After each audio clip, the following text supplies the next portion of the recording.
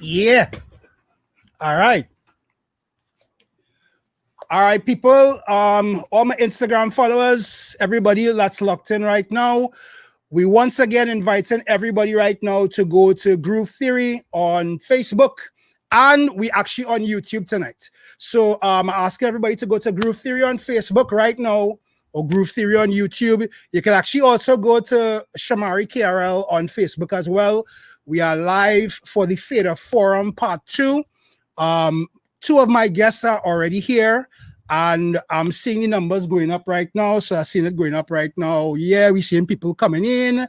Keelan Brandon. Yes, Mikhail, I seen you. And if you guys see my setup here, this is our Gucci setup, you know, like it really on point right now. So I'm waiting for everybody to join in. Just to get into live right now. Right, so we're waiting. So I'm just here on Facebook right now, on Instagram, right now, to let you guys know that we are live on Facebook, Groove Theory. We are on Facebook right now. Also, if you are on YouTube, you can go to YouTube and look for Groove Theory HQ on YouTube as well. We are live on YouTube. We are live on Facebook. And of course, on my personal page at Shamari KRL on Facebook, we are live on those 3 platforms right now. So we're asking everybody right now to join in. We are getting ready to start the discussion, the conversation soon. We're still waiting for one more individual to come into the conversation tonight. So I'm still looking out for him. But right now, we invited everybody right now to just join us on Facebook. So if you are on Instagram right now, come off of Instagram, go on your Facebook app, and go to Groove Theory right now on Facebook. I'm just looking for the numbers to dwindle, and we want it to rise here on Facebook right now. So if you're on the Instagram app, you're following us right now, you're ready for the discussion in the Fader Forum, we're inviting you guys to go straight to Facebook at this point in time. We are live on Facebook. We are live on YouTube. So y'all could just make your way out of Instagram, because we are going to be stopping this live very shortly and heading straight to Facebook and YouTube. Selector Pro, who else I seen here? Melissa Dan, Martin Jr. 15, everybody. I know you guys are in touch with the Fader Forum tonight, so we are looking for you guys to head to Facebook right now. So I see we are 21 on Facebook. I'm gonna start it here. Just gonna leave the Instagram running for a little while, but we are waiting for you guys to come in and join us right now on Facebook. Soca and Champagne, looking for you on Facebook right now. So this is the last call. If you guys are joining us right now live, we are looking for you on Facebook at this point in time, right? So we're looking for everybody on Facebook right now. All right, so we're going to start the Facebook stream. We're going to start the YouTube stream. Remember, you can join us on Facebook, Groove Theory HQ, or on YouTube as well. I'm just going to leave the Instagram running for a little while, but we're going to start it on this side here. All right, so let me get into it. All right. Okay, ladies and gentlemen, good night. Welcome to another edition of the Groove Theory One-on-One, the Fader Forum. I'm yours truly, Mr. Shamari KRL. Thank you to everybody right now who's joining us on Facebook. I see we have a couple of people on YouTube as well. So I'm really, really happy that we could get into the discussion tonight. If you were part of the first Fader Forum that we had a couple of weeks ago, you remember that we spoke to 4 upcoming DJs about their careers and where they see themselves going, but more importantly, how they see the DJ industry at this point in time. So tonight we have with us 3 special guests, 2 of which you guys know that were supposed to be here, and 1 surprise who I'll bring in very shortly. So let me see if I can bring in my other 2 guests at this point in time. Let me see if I can find them. Right. So let me see if I can make sure and get everybody set up. Right. Shut, you good? Yeah. You hear me? Ryan, you good? Good. Very good. Right, good. So, ladies and gentlemen, inside the Fader Forum tonight, as you see, we have the man himself, Mr. Ryan Alexander, aka Private Ryan. Yes, always the government did. At every point in time, the government did. Also, below on the screen right now, we have Mr. Gerard Lake, aka Shotmaster J, right? And as you guys know, we were supposed to have with us tonight Assassin. However, it appears that Assassin has not been able to get the time off to come into the conversation. So I had to make a phone call, and now we also have Selector Kerry, who has joined the Fader Forum tonight. Kerry, you're hearing us well, right? Carry. What did you- We're really good. No, we're really good on you, boy. We're really good on you, dog. There is garlic cutting up there. I was cooking, so I was green up. Cutting my cooking up. Man, educated now, boy. Yo, so once again, people, welcome to the Fader Forum. Shotmaster J, Private Ryan, Selector Kerry, yours truly, Shamari KRL, Ready Mix DMT. For everybody right now that's on Instagram, we are live on Facebook, we are live on YouTube, so you could join us right now. Before we get into the discussion for tonight, obviously, all of us right now on lockdown for the last 9 months. It's about 9 months we're going on right now. That's correct. A whole baby. A whole baby. So, generally speaking, let me start with Ryan first. Ryan, what do you think is the one thing that you have picked up over the last 9 months that you weren't doing before? What the one thing that I've picked up, like in terms of like and stuff. All right, somebody running YouTube at the same time. I'm not too sure who. But anyway, right, yeah, I was just asking if there's one skill that you think you picked up during this point in time home. Where you think it's been? Honestly, like just enhancing your production skills, like right. Just been working on a constant, flow of music that I want to bring out, not just for a carnival season, but like just throughout the year and different scenarios and stuff, just working on those things and just behind the scenes, just trying to evolve as well too, Right. Of course, you'll pick up some other skills, you like, just like Kerry, he was cooking, you have to do these things and those things that I didn't have time to do, but now I have to kind of pick up those kind of vibes, Now, but I hear for a long time right now that Kerry can really bubble up pot, That's what I hear. He's a kind of guy, Shot, we haven't seen you for a while. A lot of things have happened with you in the last couple of months. But I mean, what should you say the one thing that you picked up, well, other than the nuptials, for the last couple of months that you probably would, doing before? Probably what Kerry doing now. A little bit of cooking. Right. I don't know. I always in the studio, so it's nothing new for me. Right. Basically living inside of it. Right. Other than that, it's just cooking. All right. Kerry, last time we talked, I know it's deep in the Southland, you know which part I'm talking about. But what do you think is one of the main things that you've been able to pick up during this point in time at home? I think I fell back in love with the music. Right. And outside of music, I got back into more the cardio side of things. Actually, that's what I'm doing on a day-to-day basis now. Right. I think I got back a passion for my other loves besides DJing. Right. And production also. So you've been working on production as well? Yeah. Yeah. All right. Cool. All right. So for everybody that's tuned in right now, if you all want to get into the comments, you can make sure and do that. We have the comments on Facebook. I will tell the three other guys, if you guys want to see how the comments are running right now, we have the comments on Facebook and on YouTube as well. So you all can feel free to chime in and we'll make sure and get into some of the comments that people are sharing with us.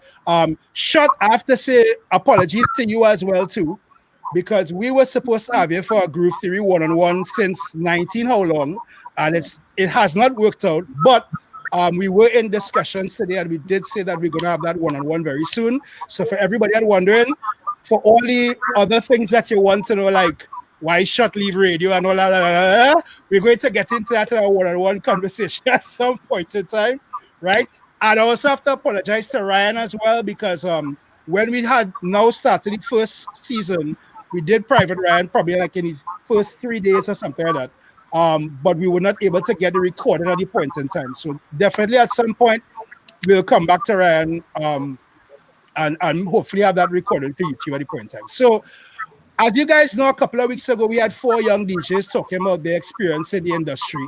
And I really want to start it like that. Let me start with Shot, since he's a new guy to our discussion. What is your take right now, Shot, on the entertainment industry from the DJ standpoint, are you seeing great improvements with DJs? Are there things that you would really want to see right now better from individuals that take up the craft, especially as you are a person that has a lot of experience over the years? What have you been seeing from the industry, and where's your takes on it right now? Um, with regards to the young guys, there's some that you know, is creative, right? I'll give them that. Especially one that is here with us tonight, Tori. Um, from where I came from, at least I could speak on my behalf, maybe Ryan too. It was a difficult time for us because back in those days I had to use using records. So when we go to an event to play, whatever you pick, that's what you're gonna use, right? And then when you get to the event and you play it, if the DJs play these songs for you, then you can't play them again, right? Now with DJs now, they have it much easier because they have a laptop with like about 10,000 songs in it, right? Um, so I mean, to go in an event and to be repeating and whatever, I just think sometimes you just need to be creative. Just need to be creative. Understand? Right, There are a few of them that have been seen in parties before the pandemic that were very, very creative, and I would give them kudos for that. But then there are a lot of them, especially young ones, just being, I don't know, they're just maybe just following whatever trends and songs and stuff, and they just staying right there now.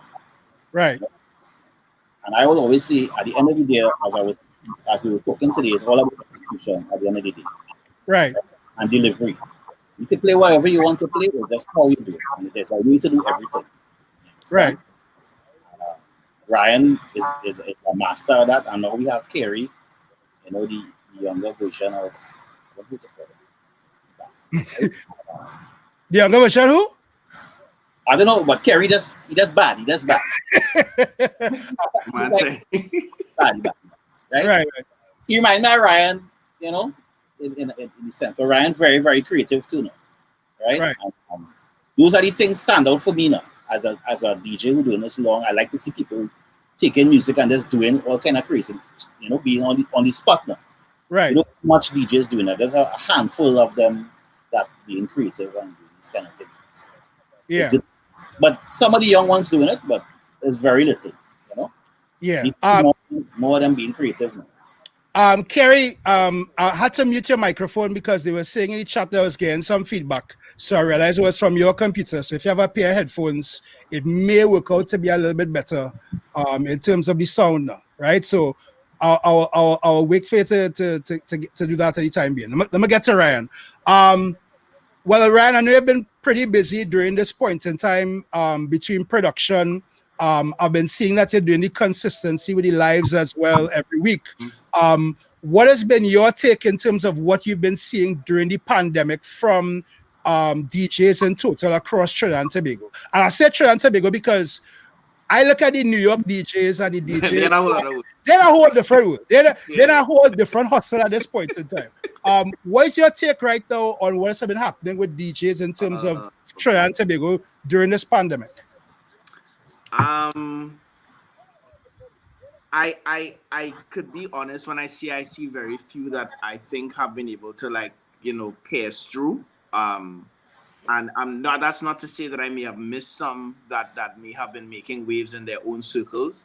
But I think in terms of really evolving, which is the name of the game, and staying relevant, there are there are very few that I could say have been able to stay in your face and really, really maintain. So and that goes for DJs and MCs as well too. So I see, for example, where we have one here, Kerry has been consistent. Major Penny has been, in terms of creating content and staying out there. But to say that I could say that there is a mass wave of DJs that I've seen and have just evolved and been creative, stayed relevant, made mixes, been on lives, increasing their following, doing certain things. I think that people have kind of and maybe someone could educate me on that, but I think maybe they've struggled or haven't been inspired to do so, or just don't know how to do so. to really create a wave that they now, especially in a post-pandemic world, they become the next. Right. So I would like to see that, but it hasn't come across. There's not anyone who's I've come across that I've said like, yo, like like where did you come from? I haven't seen that. Right. Right. Let me see if I can bring back in Kerry now with less feedback. Kerry, you're hearing us properly, right? Yeah. You Right. hear me? Good. Yes, we are. Yes, we are. So basically, same thing like I was asking Ryan. What have you been seeing during the pandemic, especially when it comes down to DJs, and the industry in total in Trinidad and Tobago? How people have been able to take what has been a very challenging situation for everybody and kind of make it into something that could flourish them in the long run. In terms of what is your view on that at this point in time? In the beginning, it had an influx of everybody wanting to go live. And just became monotonous. And it was like, okay. And this was something Ryan had told me during the carnival. He said, if you have a product, don't tired or stressed about the product so much that people get annoyed. Right. So it was like I think we was talking about events for carnival or something. Yeah, event, yeah. Yeah. Right. And it became so much that okay, people going live every day and doing the same thing every day. So what is the purpose of you going live every day? Right. It have no gain on it. As a DJ, if you're doing the same thing every day, you're not growing from it, you're not learning from it. Right. And it became to the point where you started seeing numbers dwindling. At first, it was like, yeah, this is cool. All right, next week. All right, the week after that, okay, thanks. Right. And I think Ryan was the perfect example of this because Ryan would come and do a live once a week, and every Right. week is something different. So you have something to look forward to, and you would see it with like Rigo and even Anna and Simo or. Well, I'll say Anand. Sorry, like that's one I would say that they actually have made waves. So I take that back. They're one of them, yeah. Anna and Simo or Elon. Mm-hmm. And it's something different. So they are the ones you would look forward to. Like if you see somebody coming live every day to play these songs, the time you go live, maybe but into live. Right. So and look at it. People were able to capitalize financially on it. Like I only did live, not a song like if I'm only doing it for the money, but if I have to leave my house to go somewhere to do something, it has to benefit in some sort of way, even if it's with a brand or it at a time somehow. If I'm going live home, I would turn off my lights. You don't even see me and it's just music. Right. And I would go like all after 10, 11 because I just want to play music.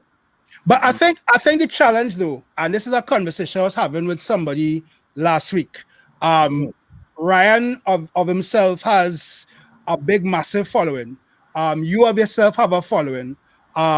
Shot hasn't really been on social media much for multiple different reasons. But the point I'm making is that even when Ryan does a live on a Friday, on a Saturday, you're bound to get 100 and something people, right?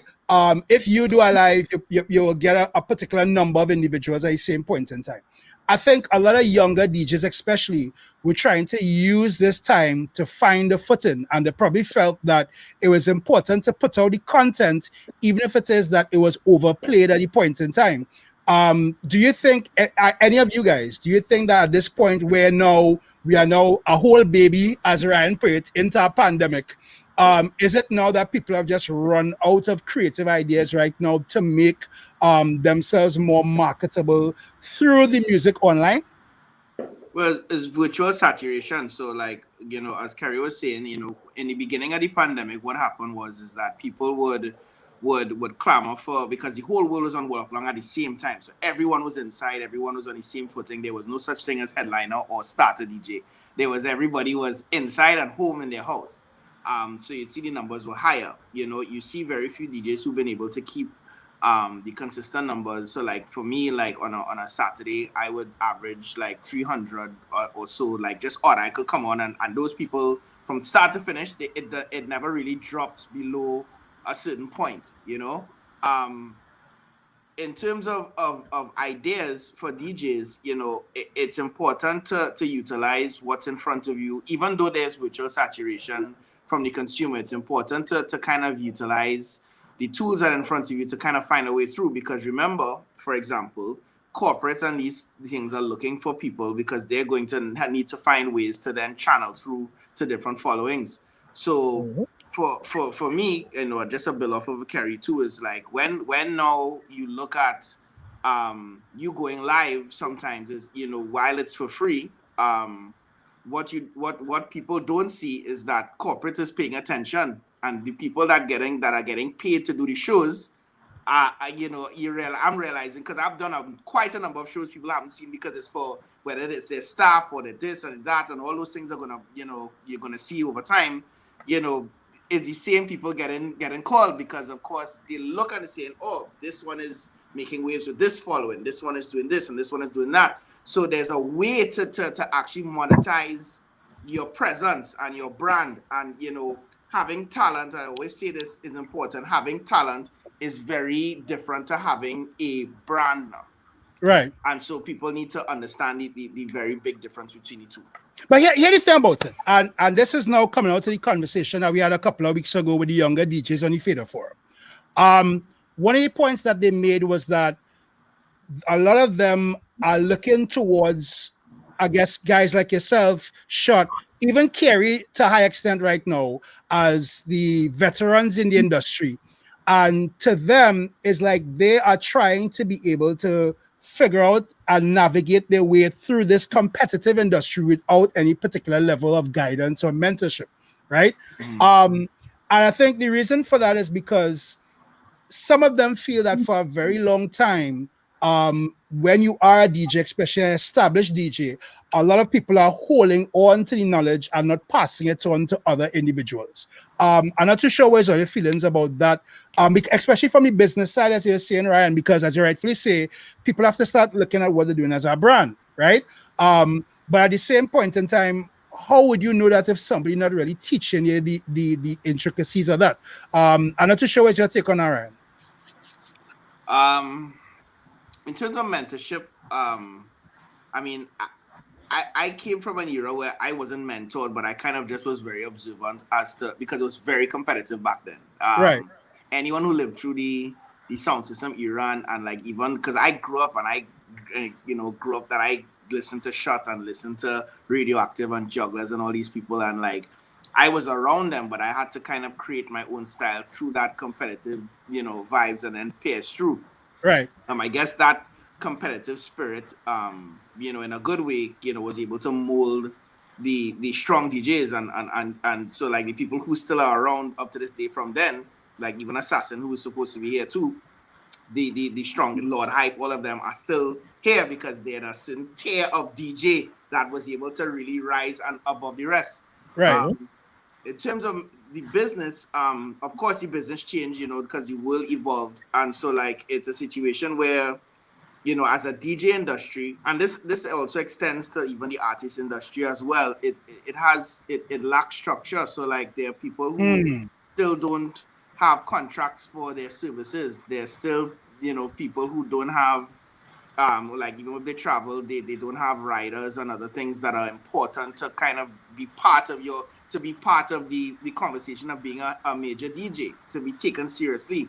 So I think it's important for the forums like this, right? Because it's not like DJs may be selfish, but some of the DJs who would have especially in a time when things were good, they're traveling a lot and stuff. It's like there's no time to get them to sit down and do workshops and those things. Right. But I think it's a collective effort from the experience and the people who have even knowledge of even DJing ethics, like because we could, that's a whole other conversation. But DJs who rush the party, and it's like, no, there's a way to like structure parties, and so like you can make the party better by doing XYZ. But I think that a lot of the people who have the experience, we need to kind of come together and create the ways to kind of educate and make people know that, because it'll elevate everybody, But in that regard, would you ever see yourself having a junior Private Ryan going out there and representing and playing for you at events? Would that be something that you would consider? A protege, yes. Right. There will be. It's inevitable that the rise of no. It's inevitable that there'll be the rise of greatness in the Right. youth. It is. If you don't think, it's like thinking that Michael Jackson would have been the greatest forever. There are other people who came and were great after him. You Right. understand? There are so many, and I say that Trinidad is full of talent. We have a lot of talented people here, and there is going to be someone, and look how even the Kerry rose in the ranks over the past few years. There's going to be another Kerry coming after that's watching him, and they've been watching him and his lives and practicing and listen. And then they'll create their own style and they're going to evolve. Right? Shot is still here. Shot is greatness. But there have been people who have come after him that have also been able Shot to. is greatness. Yes, we could put out that t-shirt. Yeah. Shot is greatness. Like I tell him that he knows this, and I, as a person who listened to him on when he used to play on vinyl, Shot is one of the greatest DJs Trinidad has ever seen. Yeah. Hands down. Correct. Hands down. No question. Even up to the point when he left radio, Shot Master J is still one of the best across the board on all stations. That's Thank you. You understand? So, it's just a matter of all of us doing our part to kind of mentor and kind of tell people, our knowledge as well too, because we ain't gonna be here forever. Shot, what is your take? As I said before, that the guys were saying in the last forum that we had, that for them the mentorship is lacking in the industry, and they have been basically just kind of trying to figure it out piece by piece in terms of what they're doing. Do you think that is something that we should be encouraging more in terms of the DJ landscape in Trinidad and Tobago? And could we see a Shotmaster Junior or a Shotmaster J protege or whatever? Would that be something that you'd consider? I have been doing that. I mean, for years. Right. A lot of DJs that I've been given advice to, some of them still at red, right? Right. But on the whole, I've always been doing that. I've always been trying to mentor them, give them advice, it has been ongoing ever since. If they reach out to me, you see some of the young cats, some of them just can't talk to them. Yeah, some of them feel rush, like we don't go on already, Right. Shell long nature. Yeah. Right. Let us do what we want to do. Right. Right. And I have a lot of them with that mentality. I ain't knocking them. But if all they want advice, they can message me on Facebook, WhatsApp, whatever. And I will share my knowledge. I have been doing it for years now. With plenty. Right. Real. Yeah. I can actually attest to that, because there's my Shotmaster J story. I remember playing in my secondary school how much of it years ago, and Shot was there with Devon, God rest his soul, and we played just before Shot. And I remember Shot walking up to me like, "Yeah, youth man, who you are, boy?" And it's like, I don't feel intimidated now, because it's Shotmaster J bracing me like, well, Shamari, whatever. He say, "Yeah, this set was real good." And I think that in itself does go such a long way. But I do understand that there's a feeling that there are some individuals right now, especially younger individuals, who probably feel that, as Shot say, or there's the old fellas and they shouldn't let we tell we nothing, and we should do everything that we want to do now.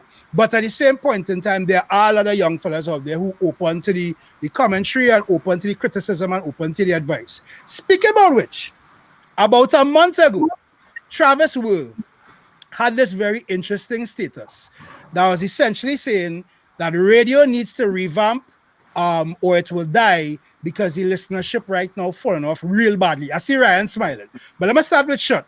No, Shot. I was gonna tell you. Start with Shot. Right, let me start with Shot. So Shot, do you feel right now Yes. hold on, let me get to the question now. Hold on. Do you feel right now that radio in itself is on the verge of complete catastrophe in Trinidad and Tobago? If so, why, and what would it do to save it? I don't think it not right now, like Right. that, right? One of the reasons why people will say that or make that kind of statement is because of delivery. Same thing we was talking about earlier. DJs not being creative. Um, DJs basically going on air every week doing the same thing. So Right. it beginning to get start to sound boring now. Not to a listener. Even I don't even listen to radio anymore. I might listen to Kerry. You understand? Because Kerry with Ryan on sometimes. But other than that, or Lord Hype. But really and truly, everybody doing the same thing. Men need to go back to the roots of how DJing is, and you have to be creative. And when you're presenting something, you must be able to feel it. You know, it can't be sounding the same every time you go on, right? Right. That's just my take on that.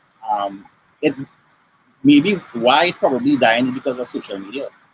I mean, if everybody know, plenty of the businesses and companies now turning towards social media to advertise. Right. Instagram, you have Facebook, you have all these different things. You know?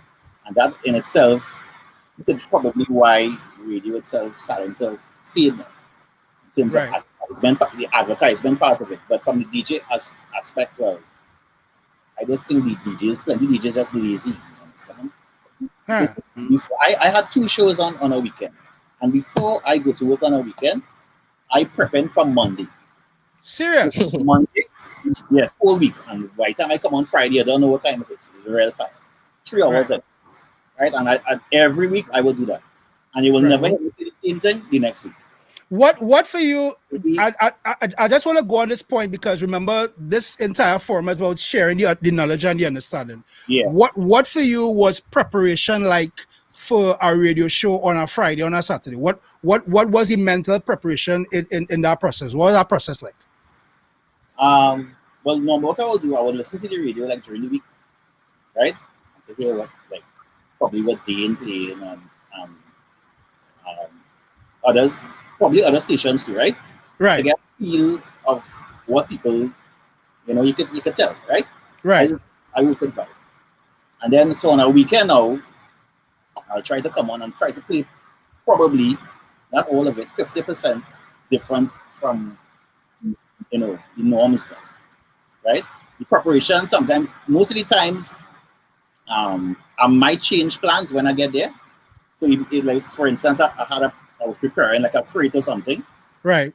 and on the day of it, depending on who I'm working with, I might just change everything and just play randomly, off my Right. head, right? Right. Yeah, that's basically it. Kerry, where's your take on this? I can right now use the most active radio fella right now. So of the 4 of us right now, you is Mr. Radio God right now. I will get into the whole Friday show and thing with you and Akeem, but we'll talk about it after. But what is your take on the landscape right now? Radio is concerned. Do you think radio is on the verge of kicking the bucket, or do you think there's still some life in it? I wouldn't say it's on the verge because if it was, you would have seen a rapid decline now with COVID. Right.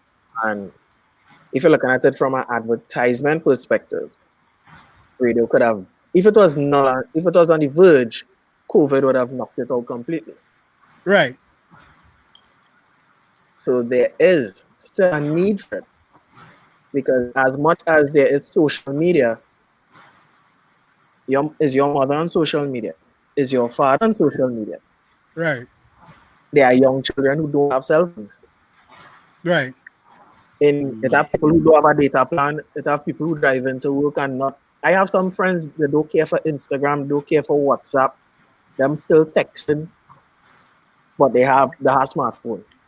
Right. So you can't look at it from a social media perspective alone. Yes, social media is a big part of it, but on a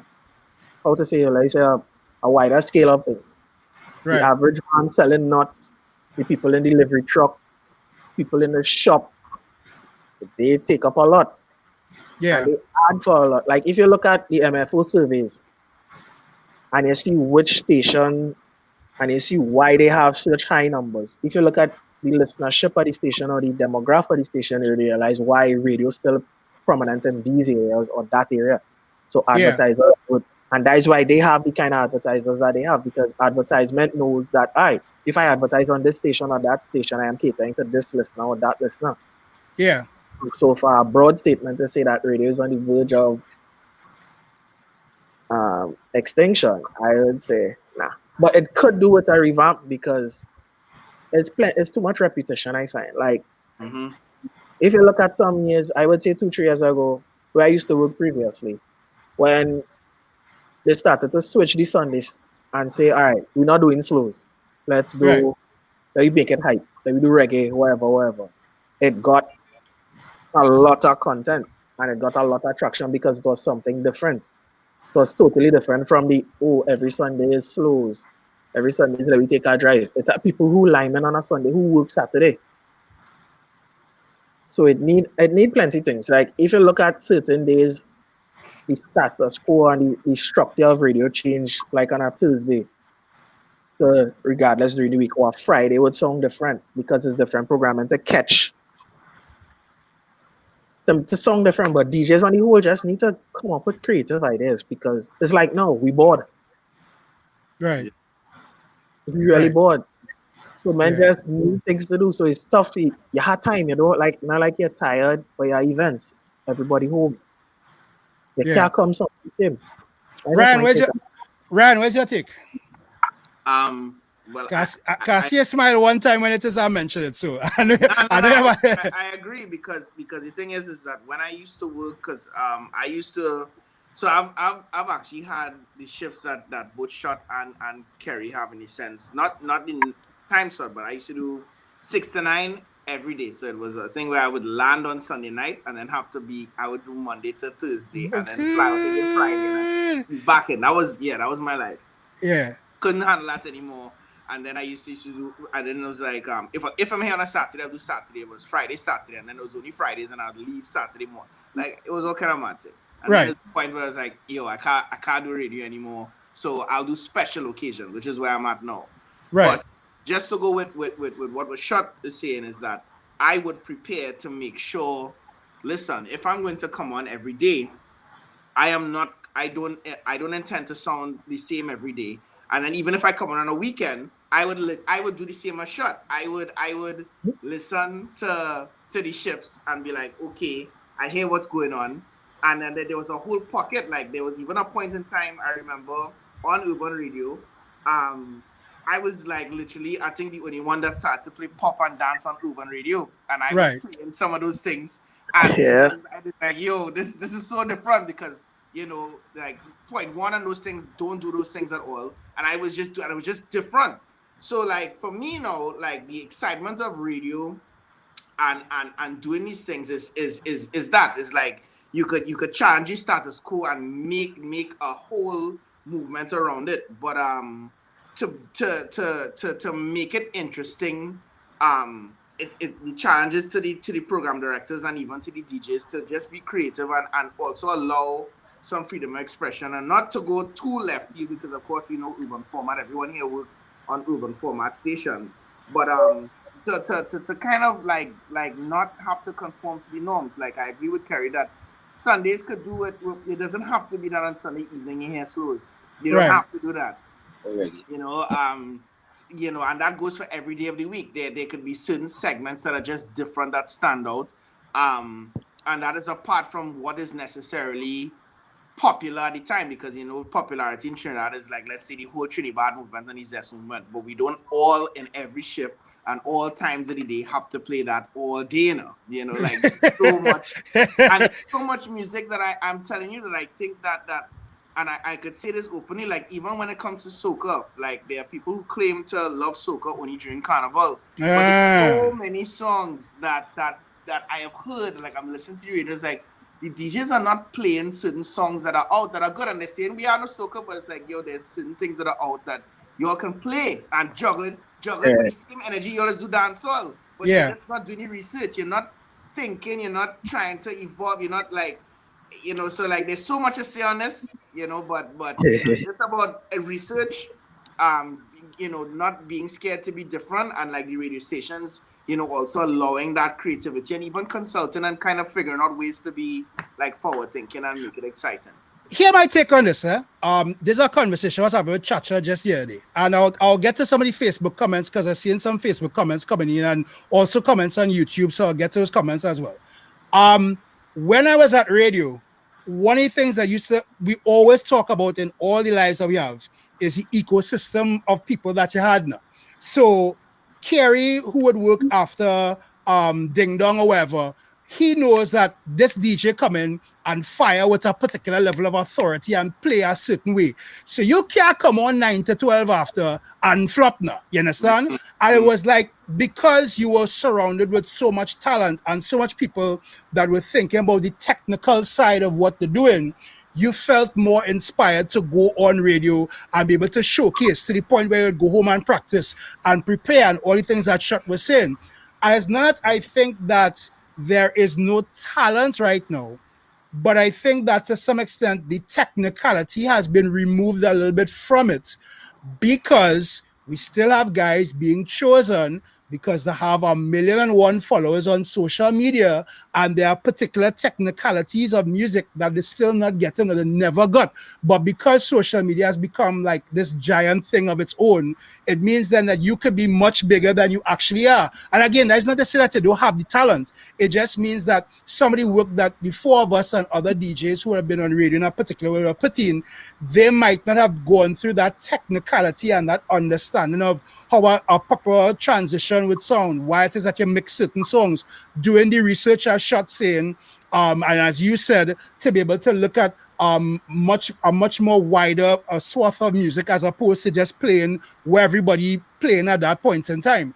I think because we've lost that need to be as precisely good as we used to be, and we now just doing it because we want to fill numbers, that has impacted the ability for people now to really and truly get a vibe from radio, because we're not getting out from the talent that's on radio. I don't know if any of you guys would agree with that or disagree with that. Sure. Well, let's start. Yeah, let's Shot start. Yeah, I agree to your point. No, I want to give you a whole different perspective. Me, when I was coming up in this DJ game, right? Remember, we had no social media back then. So Right. we had no Facebook, we had no Instagram. What do we have? I don't even know. I don't think Now, we had we had high five. We had high five. high. Well, I never. Well, all right, we had high five. Right? So it boils down to talent. You understand? And back then, it had plenty talented DJs, skillful men scratching, doing tricks. So you had to come with an A game. Remember, I was telling you that today. You have to come with the A game. Yeah. Now it's much easier because you can just market yourself on Instagram or anywhere and you get some followers and just do whatever and But back then it was hard. You had to come hard. You understand? Especially when like certain events are going to play. You understand? And let me say for instance Ryan was there, or Hoppy and them back there radioactive. You understand? Or jugglers. And them fellas flat in the dance with the plate and you have none. Mm-hmm. Yeah, that's it. Yeah, that come real good. Yeah. Was the song, Ryan? It was detrimental. Yeah. And I had none, so you had to pull out with skills, you understand, and selections. So now, it's much easier now for DJs. All you have it really easy, Dre. Well, you're not supposed to be going in parties on radio and flopping and whatever. You're supposed to be firing at 100 because everything is right there for you. Understand? And we had to search for records and crates. And right. We never had to experience that. And that's not to go bad, but that was a whole other. I read a kind of Ryan actually find a video the other day, and I need to find it back because when I was cleaning, I lost it. It was a party that was held in Trinity when you were still with Detrimental, and that was like the week or 2 weeks after Trotman had died or something like that. When all the sound systems were there. When all the sound systems was there. I need to find that video. I had to find that video and say it. Yeah, you need to find that because that's cool. I saw somebody post a while back. Yeah. That's cool then. Kerry, your take. I just think that is a lack of, I don't know how to say it. I think it's a lack of love and more a run to the hype. Because I remember when I now came into this, like now came into DJ or even being on radio, I was working 12 to 6.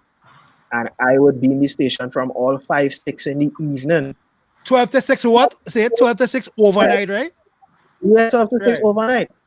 Right. And I was in the station from 5 o'clock in the evening, lineman watching going home, come back. I remember when Chacha was working with it was Chacha and Carbon doing 9 to 12, then it was Chacha and Ding Dong. And I would see Chacha do something, I will go back home. I'll come back. Yeah, Chacha, watch this. Hey, let me mix that tune. And when I do it, you'll be like, and I'll go back home, I'll take something else and go back home and come back. Take something, go back. Until it had reached that point, and my father was teaching. I started a song exactly like Junior. Until he Right. pointed out to pull back because I had to find your own song.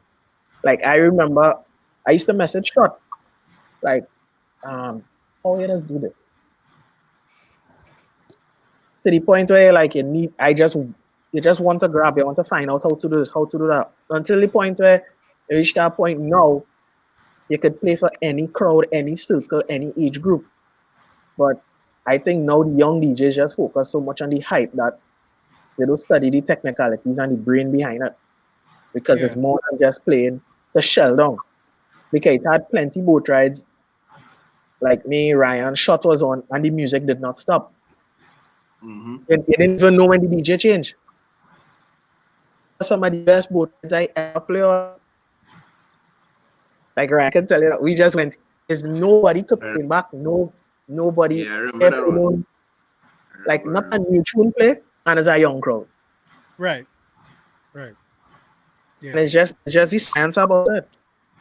Yeah. I want to get to some of the comments I see on social media here. I see in the adman saying I believe social media has a greater impact on the public. Radio needs to slowly transition to social media and push for both platforms. I see in somebody else here saying I find some radio stations should let DJs do a mix to play. All right. Christian Holier saying men sleeping on island soca, which they have been for a very long period of time. I seen Ricardo Trapstar saying men rather play Trinidad. They rather play Trinidad Big Carnival Monday morning, which is funny. And then people saying shot making sense. Chacha, yes, Saddle to the East. That was the enemy party, Ryan. Saddle to the East. That was held in Trinity. That was one of the greatest Trinity parties of all time, right? And Right. I think there are I seen Brian saying I think there are challenges with the overload of music. I feel sometimes like I'm going mad sorting out excessive downloads. Ryan, I want you to deal with that because obviously of all of us here, you're the most consistent person when it comes down to mixes and playing up mixes and content. And obviously, to be a DJ going through that amount of music could be a little bit overwhelming because you're trying to choose what is a hit from what is not. And then also for people in Trinidad and Tobago, and I make this statement with no apology, we are the safe country now, right? So we are the country that would not introduce a new tune because I know if I play them for Swanee, everybody go and talk about it now. You understand? It's very difficult for us now to take our brain out of what we think everybody wants to hear and introducing them to something new that you feel they would like. For anybody, especially like what Brian was saying in terms of the excessive amount of music, what is your mindset towards going through that in detail, and how do you pick and choose to sound different and unique at the same time? For me, it was always again about different. So like there's popularity, and then there's because I think that a DJ has two different roles: and to entertain and to educate. Correct. It's important that when you are playing, you give a kind of immersive experience where you can play what people like, but you also need to introduce them to new things. Yeah. So for me, just going through a lot of the things, like there was a point in time when Afrobeat didn't play on radio, and I was playing it for like when I was on radio, like consistently, I would play those things, pop and other things. So like there's so much music now in the world, like it's even gotten even more immersive. In terms of even the different types of African music now, because there's a whole Jerusalem was one of those things that I've been playing for like a long time. And it's only Long now. time. And to think that Jerusalem is only one of others that are actually really, really good. Right. So like, for me, like when I hear just playing Jerusalem, I'm thinking, okay, so like maybe a DJ who would do the research to kind of figure out, hey, let me introduce another song that actually goes with it and like introduce it to the market where now, you could have influence to then change the sound of everybody else. So it goes with a lot of time, because you will have to spend researching a genre, like even like researching dancehall, researching all the island soca, Yeah. researching Afrobeat, hip hop, which comes out every like day or two, then finding the average R&B and slows, and going through the motions. It can take you a lot of time. So for me, like the mixes, when I make them, like I always tell people, like, people always tell me they use it in house lines and other things. Um, but funny enough, I never really make those mixes for for party purposes. Like there are things I will stick in, but if you listen to the years of me making mixes, it's always something that I stick in. Is like, what song is that? And it's always like that. It will just throw you off. It's easy to make the best party mix ever. I could throw together a mix in my sleep with just all the hits and just string it together, mix it fast, sing whatever, do the scratches, all those things, and that'll be the greatest thing ever. But then what have you done that's different to what everyone else is doing? What have you done to kind of change the shape of the landscape? And those are the kind of questions I like to ask myself when making things. Like if you're making something for the purposes of that, that's fine. But like I think it's important for DJs to understand that entertain but also educate. Don't be afraid to take the risk to introduce music and genres and these things. These are important. Yeah. I think so. I think, as I said, we are the safe country. So we are the country that everybody playing pop at that point in time. We all want to jump on pop. Everybody playing this song from here. Everybody wants to jump on that genre. And because of that, it stifles people into these little small silos where it is that we lack the appreciation for what is going on outside of this island. And even somebody was saying in the comment section, the island soca. So Kerry would be able to know this. You might know this. I've been on the island soca tip since 2000 and whatever, especially being a university student and being able to see music from different islands and the vibe that it creates in those islands. And we weren't on that before. But now, because carnival culture has picked up and has become business across the region, and people now had pre-COVID the ability to travel to this island and that island to go for that carnival, where now you expecting to hear Top Striker a year later, you're now hearing it immediately after come out, because there's an influx of people who go in, listen to music and bring it back home now. And that's something I think that's really important. As we're talking about that, and I know Shut have real issues with this. In the same fader forum that we had last time, one of the DJs highlighted the fact that he felt that Zest could reach the points of soca, right? So in his mind, Zest right now is artists singing about their experiences, and as much as soca has its place, he still thinks that Zest is going to reach the point where it's going to be on the same level with soca. I don't know what's your take on that, Ryan. My take? Yeah, well, all right. Let me go. Let me go by shot. Started shot.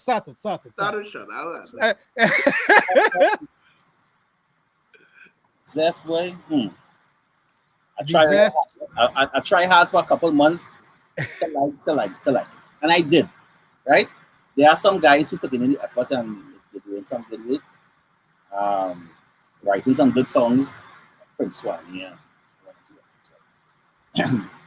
But for me, it's not only just about the writing, it also has to do with the actual sound of it and the production of it.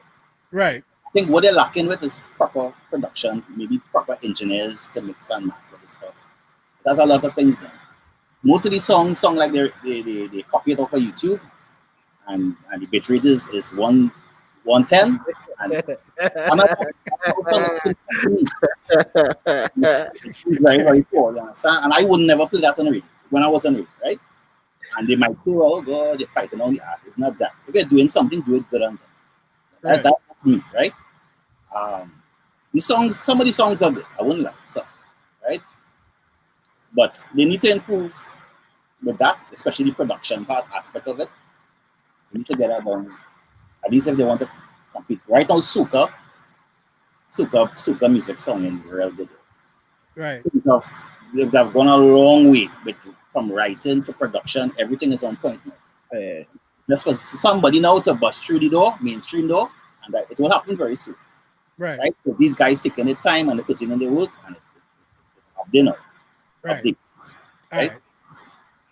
Kerry, now here I come to you, because you is Zest Gardner, right? So Yes, God, Whoa, you you know. is the Zest God. You is the Zest God. Hold on, hold on. Don't run from it. Don't run from it. Don't run from it. Don't run from it. Watch.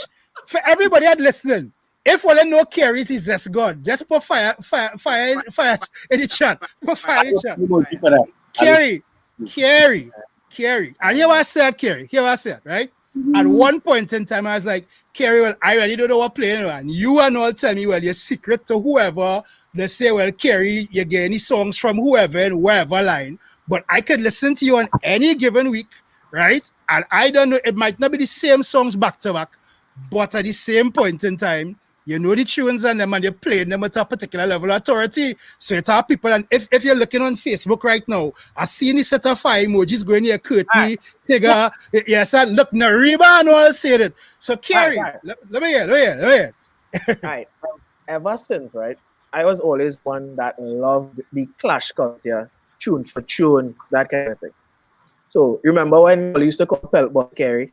Pelt Bottle Kerry, yeah. Because I always like the cartel Movado. So now with the Zest, in the initial stage, it was like, Initial stage. all right, let me see where this will go. And then it obviously pick up a hype. And the songs start to come out at a rapid pace. But if you don't, like how we just say, if you're not in touch with the ground, you won't know it.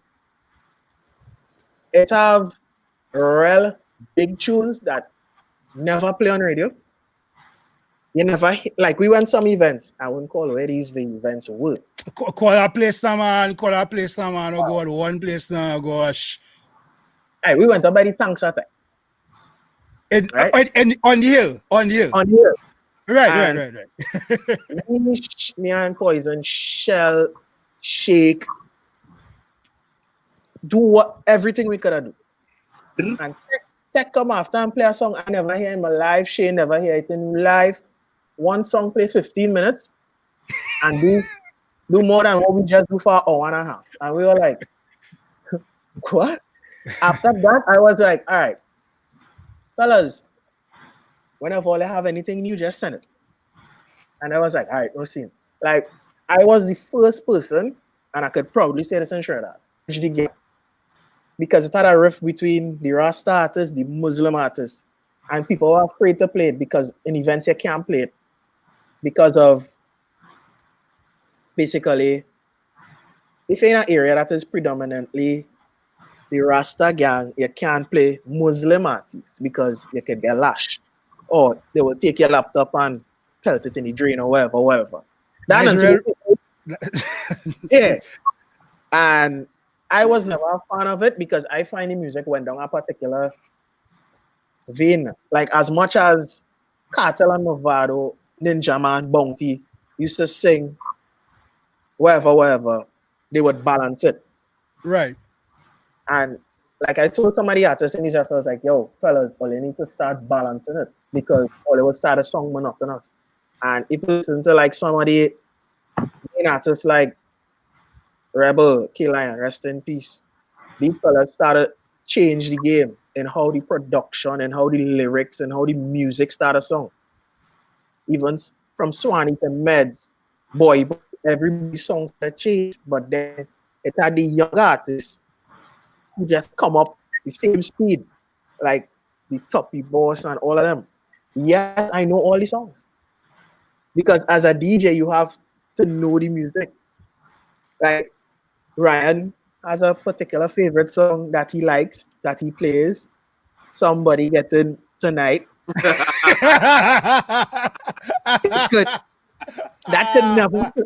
could never play on radio, but guess what? There is a radio edit now. And we have played it.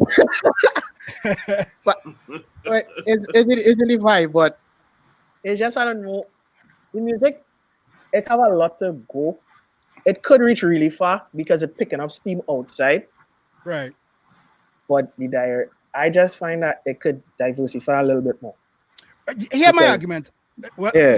hear my argument, and Ryan, you could probably speak about this in terms of the business aspect of it, right?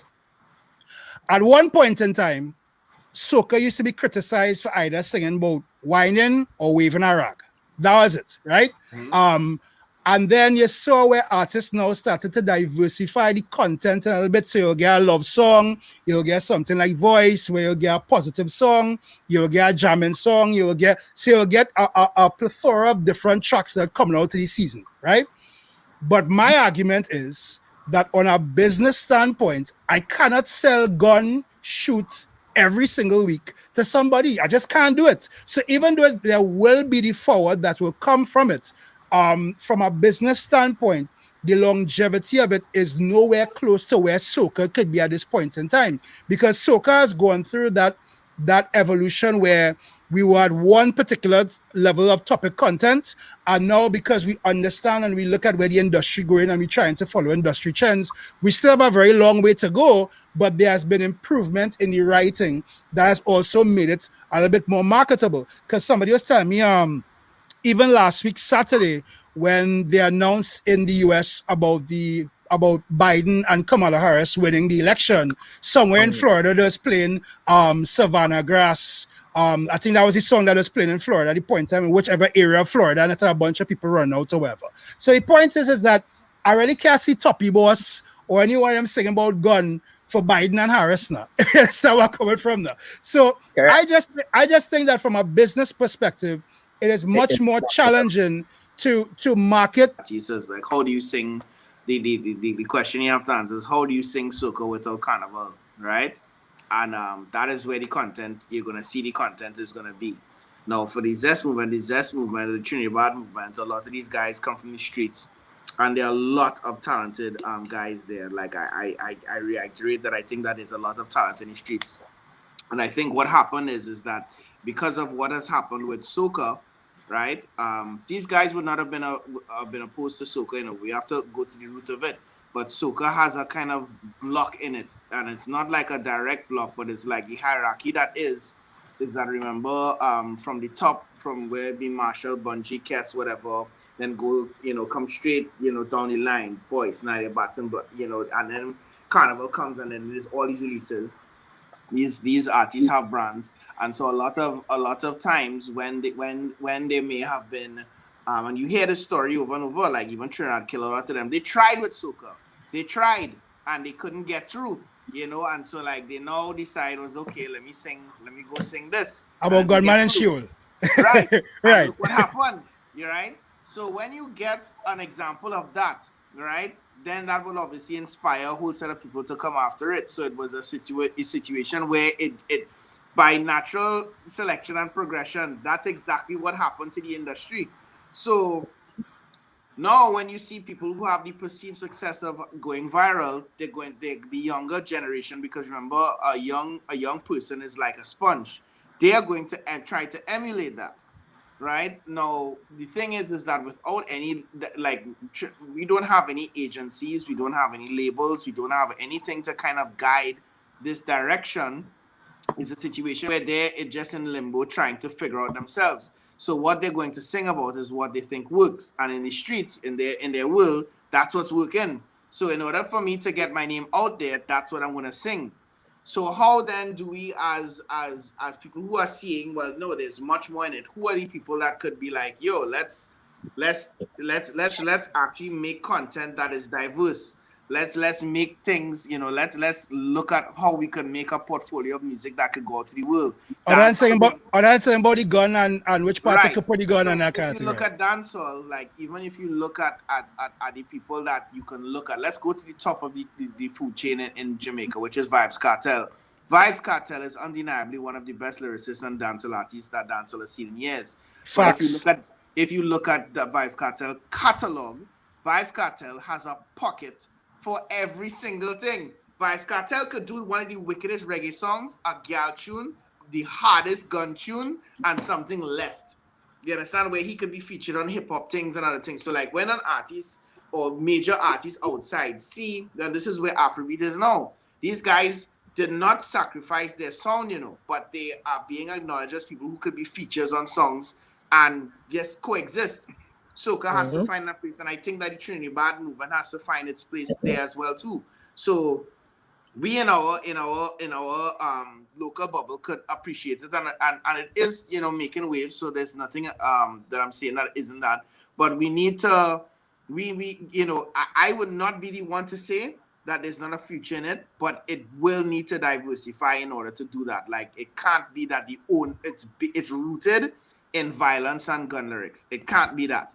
But I also understand that some people's circumstance and how this came together, that's where they're at right now. So we're in an embryo phase, you know, and so it's gonna take, and rest in peace to them.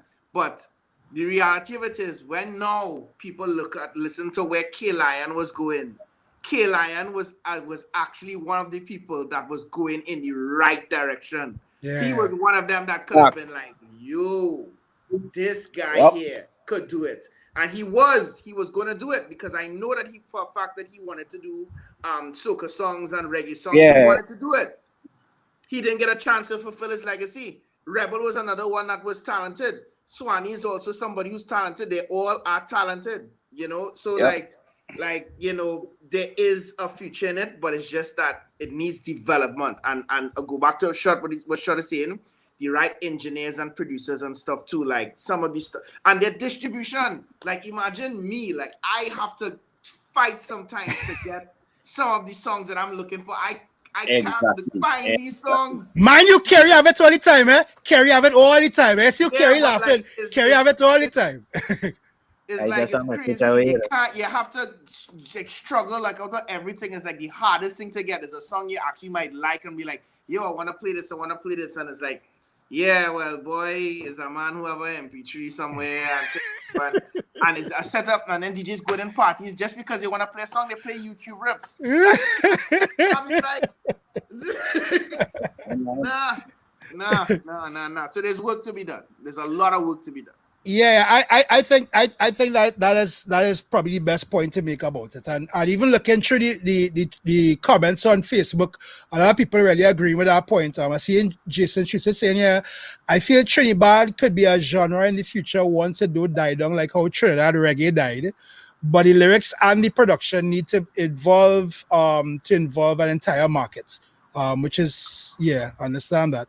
And then Renee Weeks was saying, I love my culture, but I don't really play hard local because they're singing only gun song, high grade, and killing. So I rather listen to 80s or 90s dancehall from Jamaica.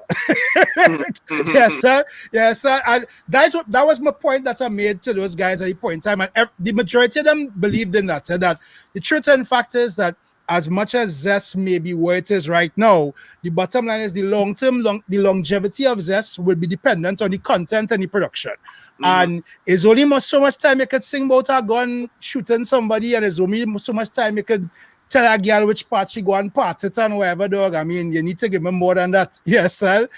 Shut a say laugh like you want to say something.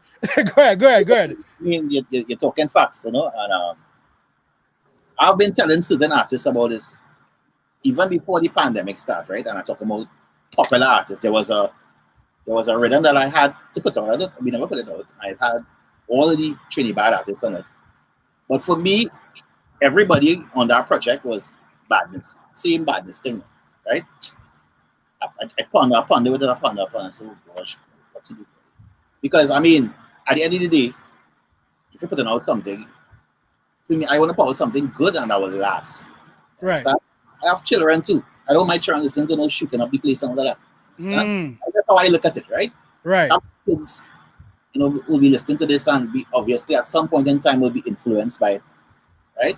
Not all the time, right? I mean, we grew up in a time where we listened to Bounty Killer and Merciless and all these different Supercat and whatever. It never influenced me to do, I mean, any kind of, you know, nefarious activities, right? Right. But this is a different time we're in now, right? Much different time, and a lot of the youths now, you know, I guess, grow up probably in a community where they have a lot of gangs and whatever. So the music, to me, will have some sort of influence over their life. Yeah, you know, I want to interject on that point here, because there's a conversation I was having with Kerry and somebody else from before as well, right? Do you think that the music itself would have an impact on individuals or is it more that individuals just singing about their experiences? Because you're right, when we grew up, we listened to Bounty and all them gun tune from when we were younger, but for whatever reason, it wasn't to the point where it is now, where you feel like there's a particular level of, I'm not too sure what's the term I want to call it, but I feel that all the chains have been released, that anything goes now, right? At that point in time, there a particular level of responsibility when it came down to music. Is it that you think right now that the music of itself, because as I say, you just do a rhythm with 10, 12 artists and all of them singing badness, is it that you believe that to some extent the music now is influential in that regard, or could it just be said that guys just singing about their experiences? I think it's a mixture of both. I think they're singing about their experiences, and they're also going for the numbers because, you know, the reality of it is, as hard as it is hard to admit, it's like the negativity sells, and I say negativity. Yeah. Badness and sex, you know, are two things that catch people's attention. You know, that's the truth. It's you know, so like for example, in this conversation we haven't mentioned. Let's say, for example, Rian Elborn is one of the best artists in Trinidad, and his content is diverse, right? So, you know, while let's say I just call it I say double palm because, you know, the Zessa rhythm is huge in Trinidad, round and round Zessa rhythm, those things I will play almost all the time on radio. Where are the DJs who are playing, like, let's say, Build My Dreams by Rian every day on radio as well too? Think about that. Where's he wheel up for those kind of songs, which are great quality songs? The same could be said for Jelano, right? Who have, and if you look at these guys, these guys can do it, but like they will wheel up Jelano's Gunman tune, but they ain't talking about the other one that he made that was actually quality. So this is what is skewing the industry, because again, you know, just bringing right back to DJ's responsibility. The DJs are running on hype as opposed to presenting something of substance, like as a product or balancing their sets. And that's what's going on now. So it's not just the artists, you know. It comes down to the consumer, it comes down to the DJs as well, and everyone has a holistic responsibility to really make a difference. That's the reality. Yeah. Yep. You were saying something about going back to the DJs, and this is a issue I was having with somebody up to the other day, right? One of the things that came out of that discussion with the younger DJs was the fact of branding and understanding that they are now trying to develop the brand in a particular way. And again, because they don't have the mentorship and the guidance, it's kind of troubling for them to kind of figure out where they fit in the entire ecosystem of music now. From your experience, Ryan, how much of what you do is you thinking about your brand as Private Ryan, and how much of it is actually Ryan Alexander, if you understand where I'm coming from? Because I can tell people like Kerry, who you meet on stage, is about 70% of the same kind of Kerry that you'd probably know in public. You understand? So even like so for me, this whole issue of you as a brand or whatever, and that has been frustrating me for the last couple of days now, because it's like I look at myself as I am my brand. You understand? Who I am is my brand. But I know some people want to try to formulate themselves to look a particular way and be a certain way. And I bring up this point because we have a lot of younger DJs who are trying to find themselves in the industry and they're not really sure how to do it now. So how much of Private Ryan is Private Ryan as opposed to Ryan Alexander? I think, to be honest, a lot of people don't, they've only in quarantine, like now that I've started the lives and actually talk, people are actually now starting to like see my personality for who I actually am. What's the story about the guy has always given some story? I've had so many. Listen, Andre, dog, yes, dog. My life had so many.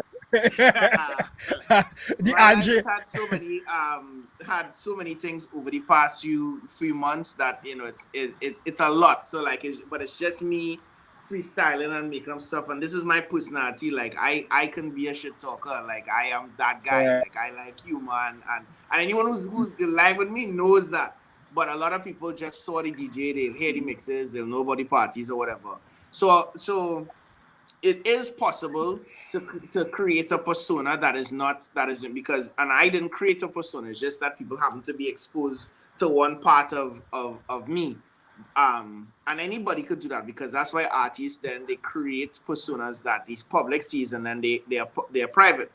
You could look at Jay-Z and Beyonce in the sense that Jay-Z and Beyonce are public entities, but their social media presence is very not almost non-existent because they preserve themselves in that sense. Right.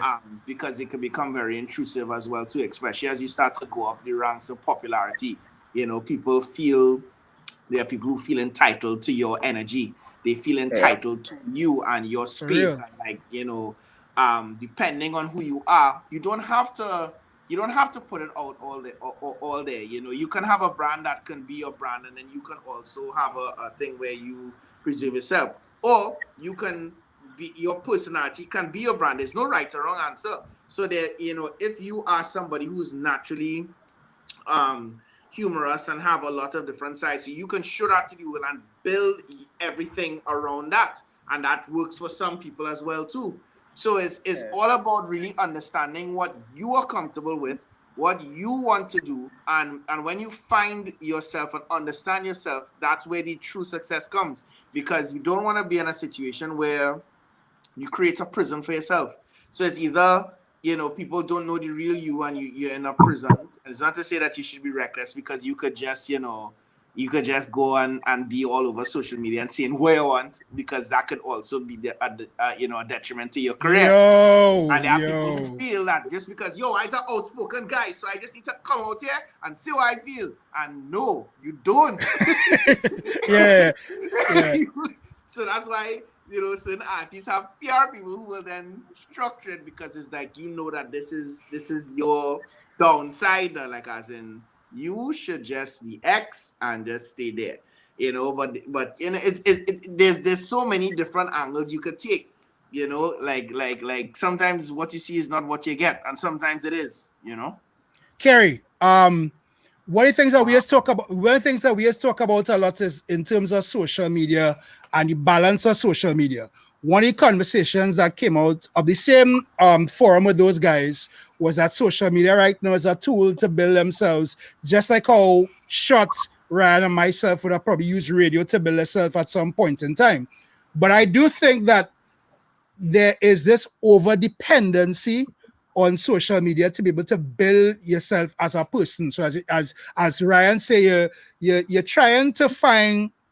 Well, I would look at it as you're trying to be able to put out these different versions of yourself because you want to brand yourself as something, and you have no idea who you are as a person in the long run. You understand? So you're out there right now trying to be able to push, you know, this, that, I am this, I am wherever. You start with bottles, wherever, Moe or wherever, Johnny, and you already don't have any money to buy it because you get it from a brethren. But at the same point, shut laughing, but it's it is the facts, dog. It is the facts, dog. Outside, out dog. You understand? We out there, and you already know out there, dog. Like you really know out there. Like, and we had a conversation, Kerry, last night, which I won't really talk about here. But essentially, it was what people see on social media and how they judge you and what they're willing to give to you because of this facade that you put out now. You understand? So I'll ask you the same question as Ryan, but how much of Selector Kerry in social media world is the same as Selector Kerry from the real person? I would say what you see is what you get with me, basically. Because anybody who know me know I am Monday fall on Wednesday. I'll be like, oh, all right. But how I react is like, I am a very to myself person. So it was hard in the early for me because I was never like, hey, where's this thing? Or, yo, you are that guy. I was like, yes. And I would just sit back, and when it's time to play, I go and play and I come back in my corner. Right. Over time, I was like, you know what? Let me try this thing. And I was like, I started to let people in, I started to shoot, start market, and say, all right, if we're not this hard, we do it in a particular way. And it started became overwhelming because it's like, oh, you gotta post this time, and if you ain't post this time, it got lost in the Yeah, algorithm. And I can't take then that. I was like, you know what?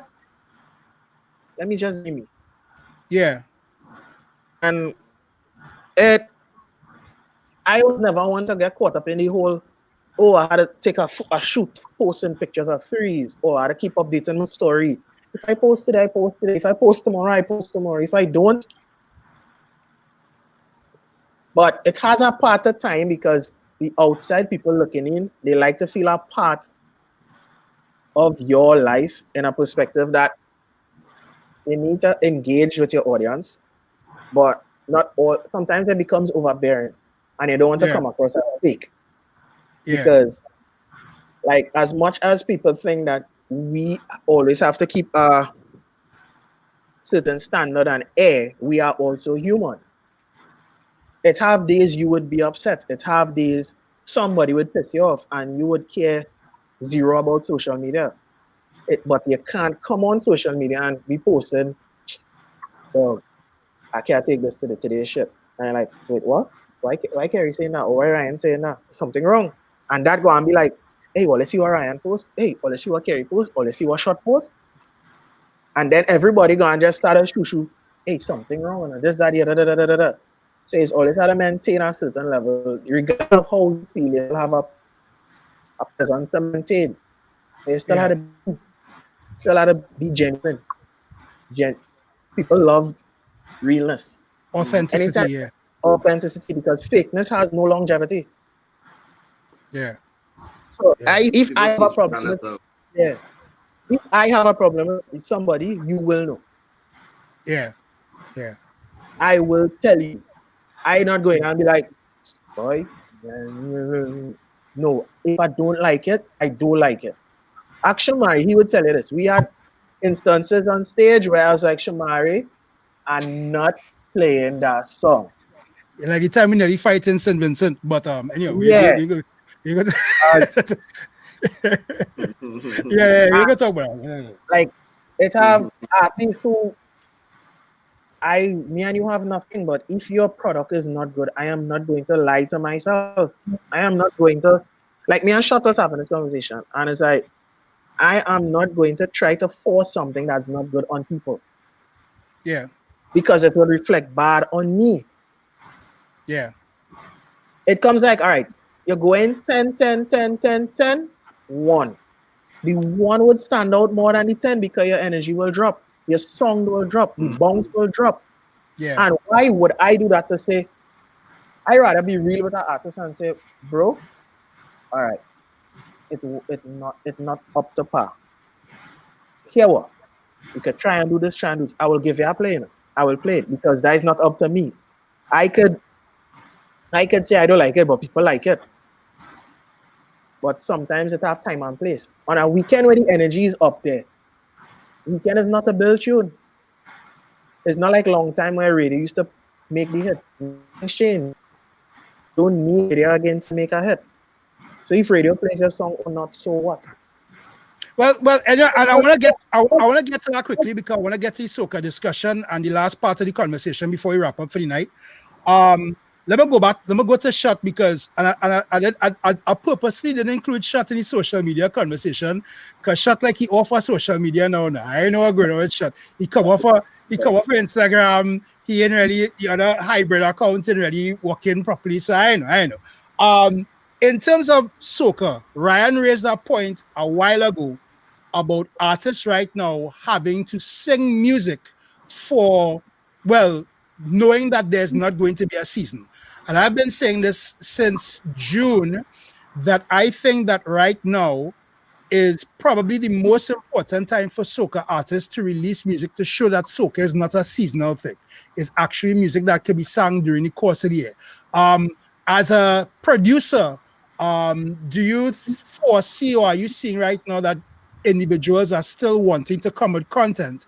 And how important do you think it is right now for soca to be released, even though we have no carnival season? Now supposed to be the time everybody releases. It is a downtime, but it's also a time where everybody home and they could listen. This is a time for even for these smaller artists for people to hear your music. You understand? People not busy, they're not going anywhere. Most of the people home. You know, it's supposed to be the best time to release songs, hits or whatever they want to release. I know some of the artists complaining, well, it'll cost money, X amount of money to produce a song. They have to pay writers, right? The whole process sometimes is be costly, right? Right. And that's probably one of the reasons why you're not getting plenty artists, putting out music because of that. But I mean, there are people go on rhythms for free, and you and the producer can work out whatever deals or they want to work out, right? But I think now is a crucial time. It's supposed to have plenty soca now, right? For whatever reason, I don't know if it's because of the writers, maybe just not feeling the vibe. I mean, being a pandemic, it have a lot of uncertainty going on with this entire pandemic. People confused, they depressed, and maybe that's one of the reasons why people just not, they don't know what to do now. They're confused, right? But they need to get it cracking because we're looking back, right? Where's we looking bad? Yeah, Lot for of Steve and Calypso and Soca, and we have nothing. We have like a few songs out. We're supposed to have more music out at least. But Ryan say he dropping something soon, so Yeah, I I dropped mean, a couple of things. I ain't have Black, stuff. I mean, Black had something early on, Voice. I think Kess had something as well. You have people dropping, but all now in your crate, you have about 200 soca songs. Or it could be more than that. more than that right now. With a It's short, into the island, right? the stations would have been ready to switch already. Yeah. The amount of songs would have released already. Correct. Now, Whatever. I mean, struggling to juggle. people's spirits probably dampen the artists and them, but they need to shake it off. I mean, come on, let me do this. Do it But fair. I mean, let me be real though. I hear that point and I understand that point. And I remember in the first season of the Groove Theory One-on-One when I was speaking to Just Jay, he was talking about the business aspect of it and the fact that to produce a proper soca song for season or wherever it is you want to call it, but to produce a really good song with the right production, marketing, everything is going to cost a lot of money. And outside of the names that we are accustomed to, the challenge, especially for a younger artist right now, to be able to produce a proper track is to be able to make the funding fit, knowing that there's no season to build back the money from performances, etc., etc., etc. And then now, as Shut was saying, you have to be motivated to sing the track. Probably somebody going through some kind of depression, probably somebody of the self don't feel inspired because of what is going on right now. That in itself is a challenge. I mean, how, especially as producers, and I'll bring Ryan into this party conversation, how as a producer right now, could you of yourself or any producer contribute now to actually getting artists to be much more in tune with wanting to release music at this point in time? For me, I go back to the question of what I ask myself and what I encourage the artists. So for me, it's like, what would soca sound like without the festival? And like every other genre has to answer that question. And that is where the challenge in the writers, the production, the artists, the DJs, everything. It's like a holistic thing. So when I make the music, what I've realized is that, like, because some people have been programmed to hearing one thing, like when it comes to soca, I could use Feel Love as an example. There's more than one artist that heard the instrumental for Feel Love, right? But like they couldn't hear the obvious, like they could only hear obvious ideas, right? But it took a different way of thinking to then make Feel Love, which then became what it did, right? The same with Reason to Love and those things.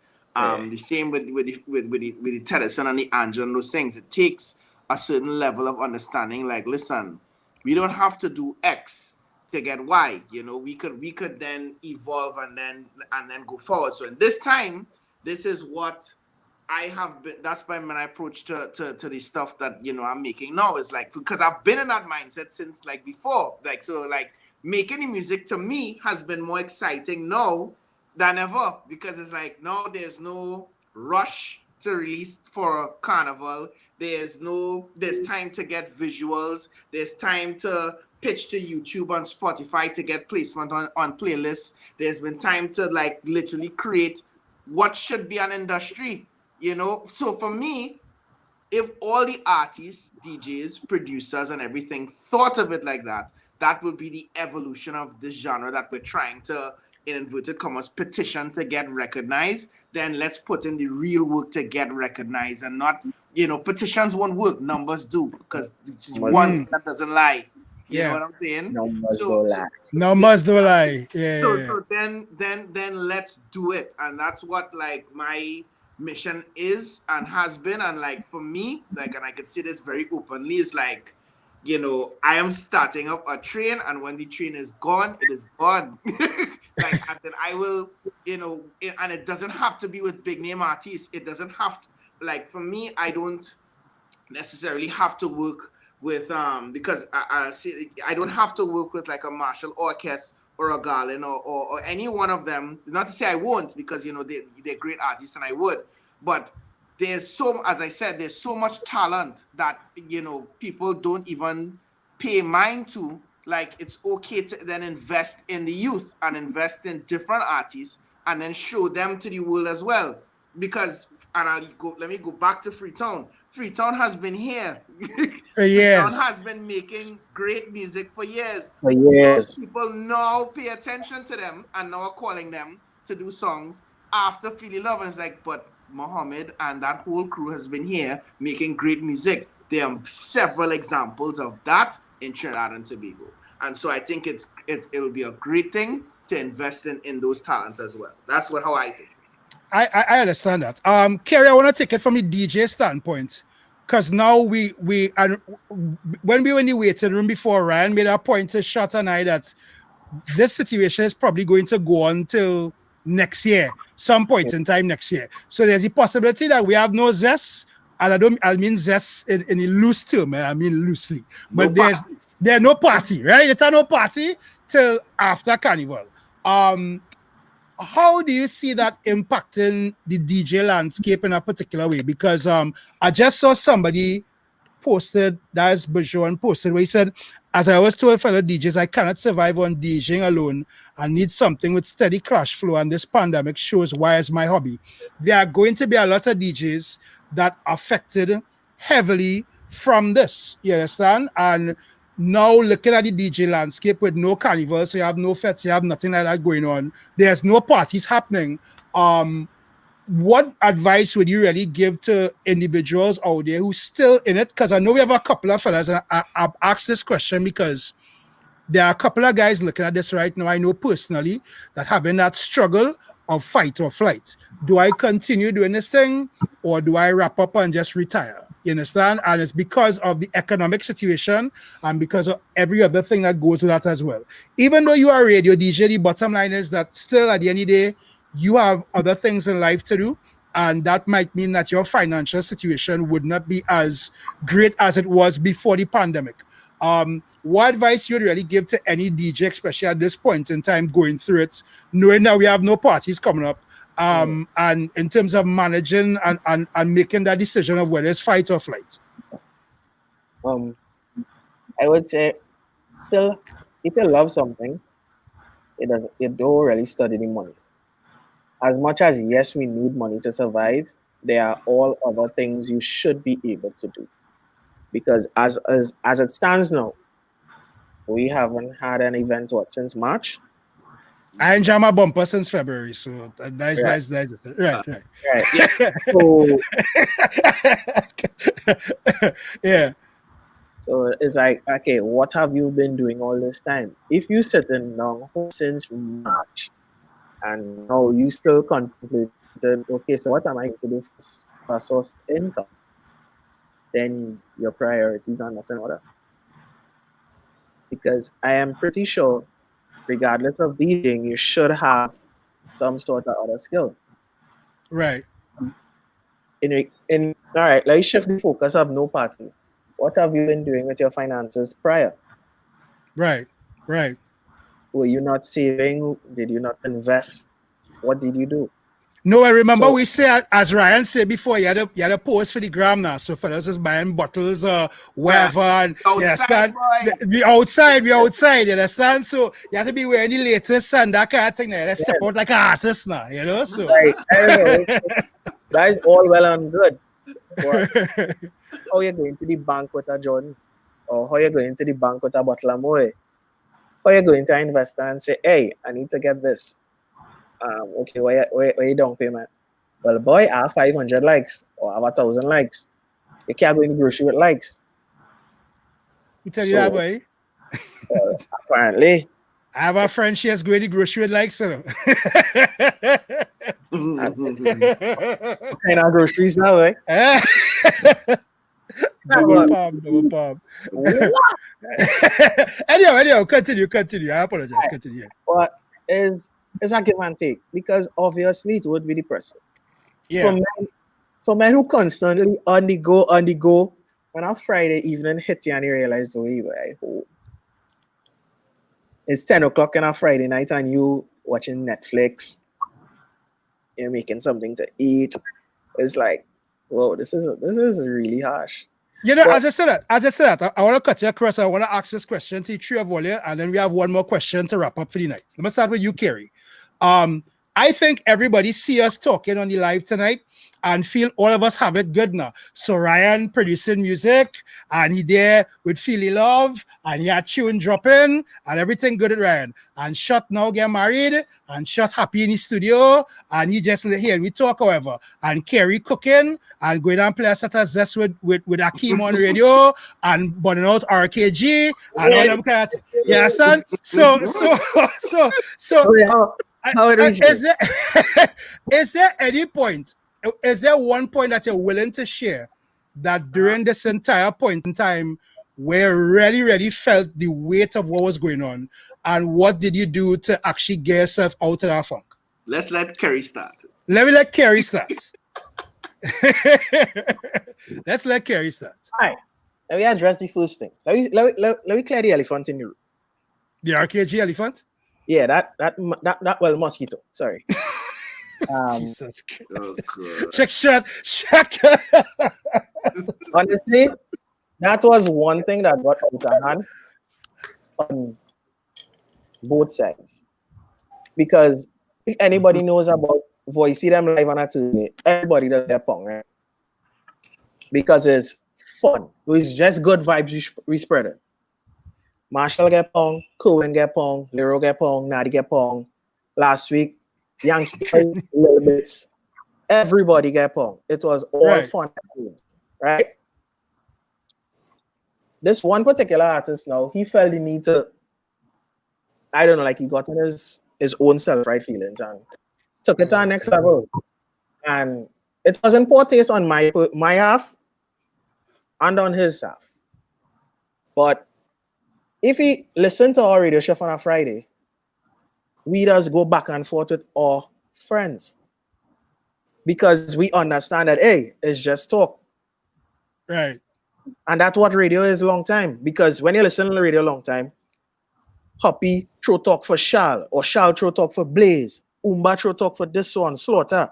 And you're listening for when the shifts come and it go back and forth. It have nothing to do with personal feelings. If you want to get in your personal feelings, that has nothing to do with me. God. Oh, God. Right. Moving on from that. To the next question, though. Yes. Right. It's something that you had to be mentally aware about. And it's something that you in yourself have to stop,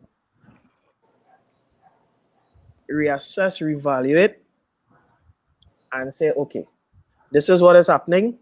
This is what I need to do.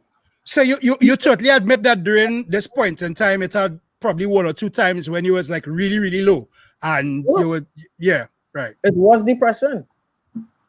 Like if my mother could remind me that, hey, you know, this is the first time you home in about 6 years. Oh shit.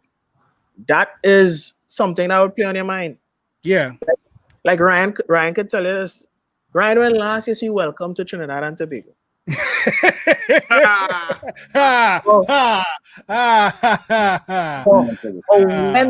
When last you hear, sir, what you doing in the country? What you here for? And you have to put, I come for a wedding. Look, Adam asking, like, I don't want to go back to it, Adam. No, we ain't going back to it. We're going back to it. Continue. Yeah. Yeah, because it was really dumb, but how you as a individual take it and react to it would affect your mental health. And Yeah. mental health was the most challenging thing in this time because everybody would see people going live and playing music, and that is just something that always, I don't know, is some people way of coping with reality, but not everybody's the same. I sure how Yeah. I would deal with it is not the way how Shot or Ryan would deal with it. Yeah. Everybody deals with things differently. Let me move to Ryan with that. Ryan, is there like one particular point in which you're willing to share that during the last 9 months, or I will call it the pregnancy time, Period. where that you felt like, yo, like you really need to probably reassess everything? And I said because again, you constantly doing lives almost every week.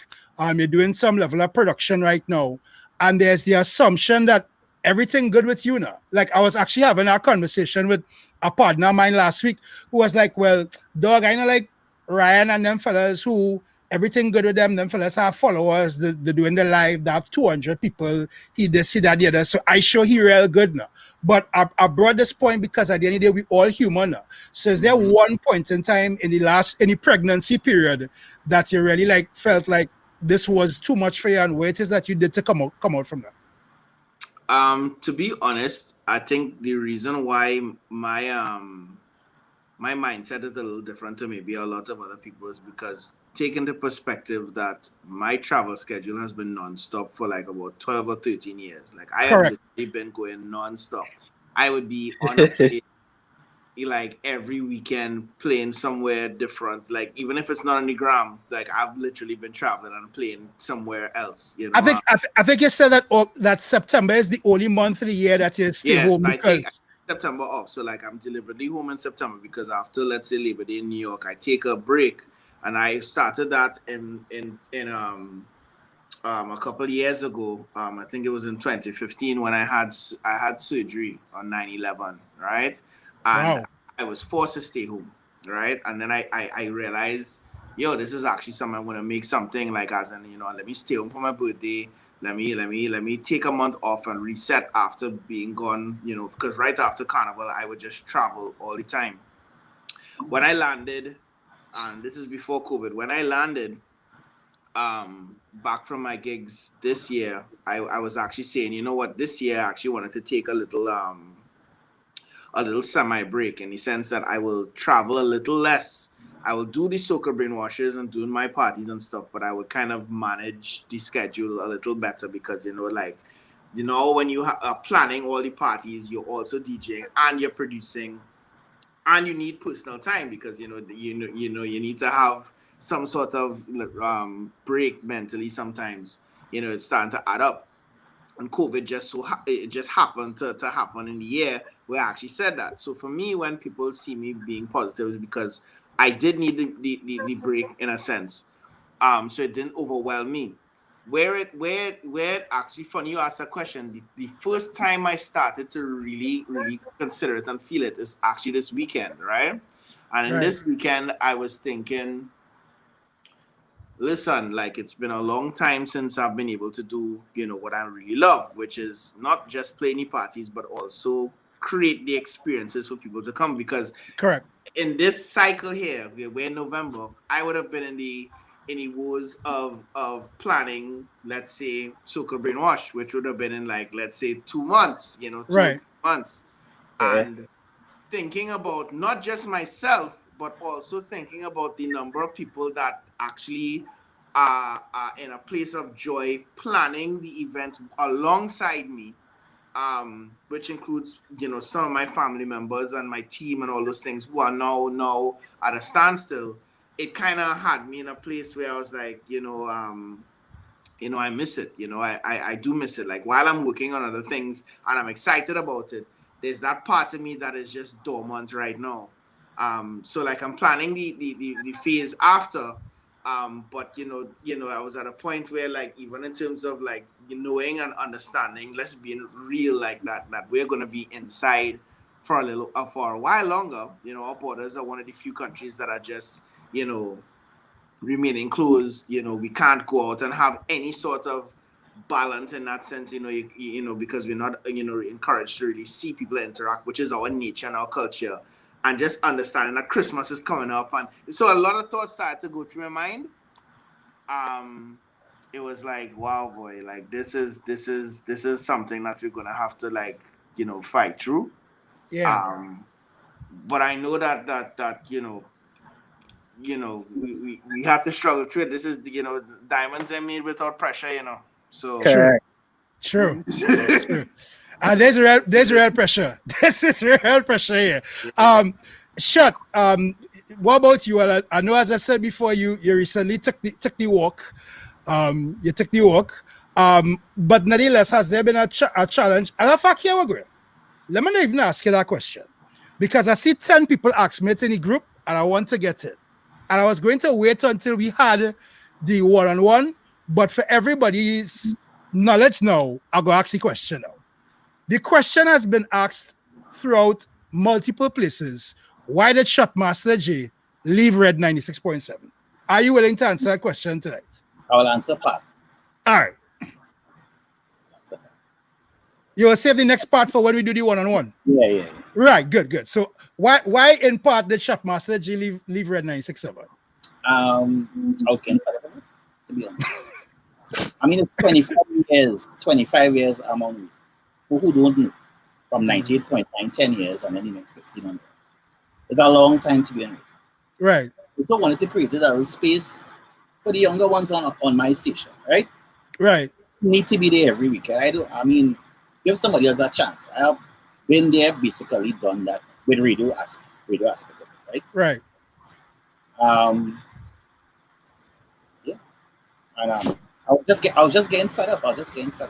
Was there one shift? Did it happen like you went to radio a day and you plug in your headphones and you play a song? It's like, yeah, I done with this shit.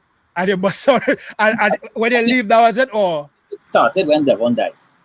That was the period of my. I mean, I still have to deal with life. I was like my best friend, right? We worked together for almost all my life. Remington Steel, boy. So he died. I think he took away something. A little bit of me with him now. It took part of your soul for the radio, because I could tell you straight. Somebody to police him was hard, right? Yeah. Everybody else had the people, and then to get the right, because he understand my vibe. Correct. Chemistry. Correct. Right? And we had a real tight chemistry, and it was really difficult to get a replacement, right? And I battled with that for months, right? I will give JJ some kudos, because he tried and he did well. He still have his little, edges to smoothen out here and there. Turtles outside, boy. Turtles. Right? It was a real difficult time. And I just felt it was coming down to my time to just see, I had enough. Right? Yeah. It's not the main reason. This is just part of the reason. But we'll get to that another time. Right? Yeah. And, leave it for somebody younger. Let somebody young, one of the young cats take over and all do all the thing, Let's do it good. But I really thought when I left, it was going to put Ryan. But I was saying, who else could do it? Right. I'm not saying I'm the best DJ in the world or whatever it is, right? Or the best DJ on the red. But I mean, one of to maintain that energy and vibe that I was putting, Ryan would have been the only other person I could think about. Ryan, to get Ryan. But yeah, I don't know if it's not sustainable, because there's a point where I would vanish again. Yeah, and that's what I really think about, But for me to do it, that's why when I did Red Anniversary, is like I will only do special things, But it's not to say that I could be consistent. And I did that, like just like you. There was a point where when I was traveling and I was making it back, and then the thing where there was a point where I just like. I enjoy the set, because people still talk about the chemistry Chinese and I had on there. Yeah. But there was a point where I literally physically and mentally could not balance both lives. Like I couldn't be doing the touring thing and being international Private Ryan and then coming back and expected to do. True that. Because it's two different mindsets. Yeah, it's two different mindsets. Like as in it was too much. as a human, like I just had to stop, and I never looked back. So like for me, like again, I would have looked for somebody to replace you, that could keep up that, but you left a void, because that was a lot of experience.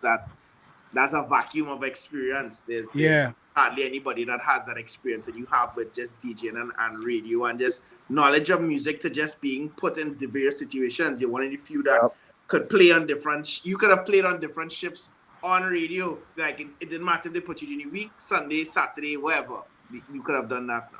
And Yeah, I agree that. I just it, and why I appreciate, even though I understand where Ryan coming from, I still appreciate your decision, shot, in the sense that there are multiple DJs that not going to do that to allow younger DJs to get the time to shine or to come and take it now.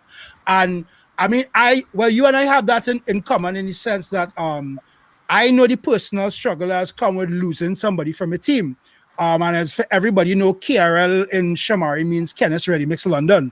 And when Kenneth passed in 2010, and look, this year make it 10 years now that Kenneth passed, I would actually say it was guys like Kerry and Mikey and Chacha that actually kept me still going when I thought at that point in time, it's best I wrap up and done. So I understand that feeling of, losing somebody who knows you and understands you, and is a kind of chemistry that is built over a particular period of time that I just can't find with anybody else now. But at the same point in time, I know when we have the one-on-one, we'll get into the other reasons of why I leave the radio station. And that's something I'm looking forward to. I want to wrap up quickly, so I'll go ask everybody one question before we go out. I'll go make it a little bit lighter than the last topic that we just talked about. Shot.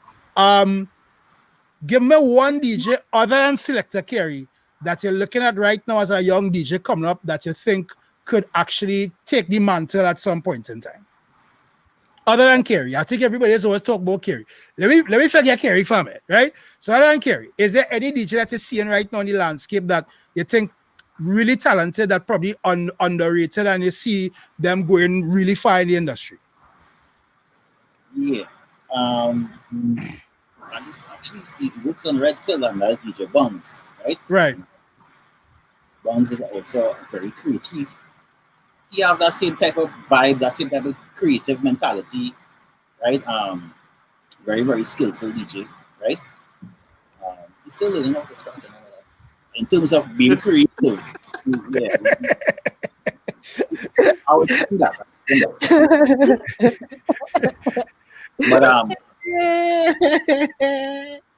Can he something else? It's like a call, but I will just use him for now. Talk others on and other stations too, right? But for me personally, back in the day, a little brief history, right? I mean, there was always a challenge to be on radio, right? Most of us who got on radio didn't get on radio because it was private. So you had to be good. You had to be You had to have some skill, and it wasn't just like I could just be on radio. It was always a skill. You have to have some kind of skill, right? Now, I don't know what going on. You have plenty DJs, basically. Some of them just want to scratch, and that is it, right? And the song ain't good on radio. You put them in the party, it's a whole different story. You understand? And DJing is not about scratching. I keep telling that it's all about selections. And you have to learn to watch your crowd and read your crowd. You understand? There are times I had to play after Ryan and play after Kerry, and I was like, what the hell are you going to do? And you have to be thinking all the time. Right? And these are two DJs that mixing fast. So, they played about 10,000 songs. And I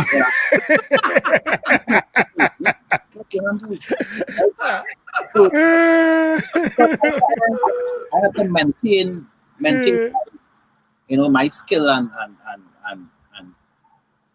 creativity and everything. It's hard. It's still hard. Yeah. In my 40s, and I winning all these, like, it have some certain parties I will refuse. You understand? It was JJ, whoever going out, I said, nah, I ain't not going there. I will just, because for me, it just won't make sense, right? Right. The competition is fierce, especially when you're going up against these young cats. Now, we were talking about DJs playing in parties, and basically, they're not they're not willing to experiment, right? They're not willing to take chances now. And this is something that's lacking right now, right? And a lot of DJs going on boat rides and events, and they have the 50 tune. The 50th tune. They play the 50 tunes. Right. They're to step out of the box and try something different and be creative with it at the same time, right? And that's why I will always give Ryan. Yeah, I have my four favorite DJs, and I will call them out now. And if people disagree, they disagree. Right? Yeah, let me hear your four favorite. Besides Ryan Kerry, Lord Hype, and Ryan Panther, and that's Euphoric, right? Euphoric, right? Yeah. And I personally, smoothest. yeah, and he could select. Right, and those are the people who I consider. You can hear this do work now. Sit down and put in work in the music, put in work in the when they're doing the shows now, whether it be on radio or in a party, actually put in work. Is here.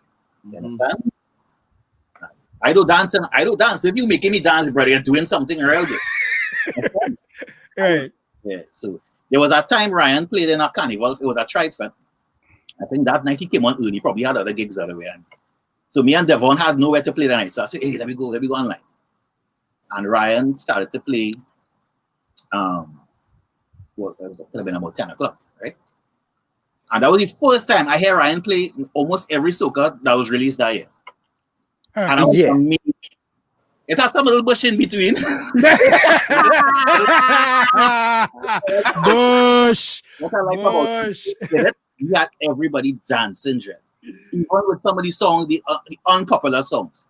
And I don't hear DJs doing that again. No way. You gotta try. You know, you just stick in, Oh God, well, yeah, play one of Devon songs. Devon said that moonwalk on the pass. It was good. Yeah. So I like that. I like him. He was, he not people might say was private, right? But the man just give everybody the justice, and I rate him for that. Yeah. All right. Kerry, I'm gonna pick up on where Shot was just now, so I'll give Ryan the last word. Who are the 4 DJs right now that you consider the DJs that you look at as Shot say the ones that you feel are probably the ones that you think make the most impact right now in the industry in Trinidad right now? That is one. And 2, I'm gonna take in a real far back thought process, right? Actually, in fact, answer that first question. I'll ask you the second question after. So yeah. I think I can get about because if it's on my personal for,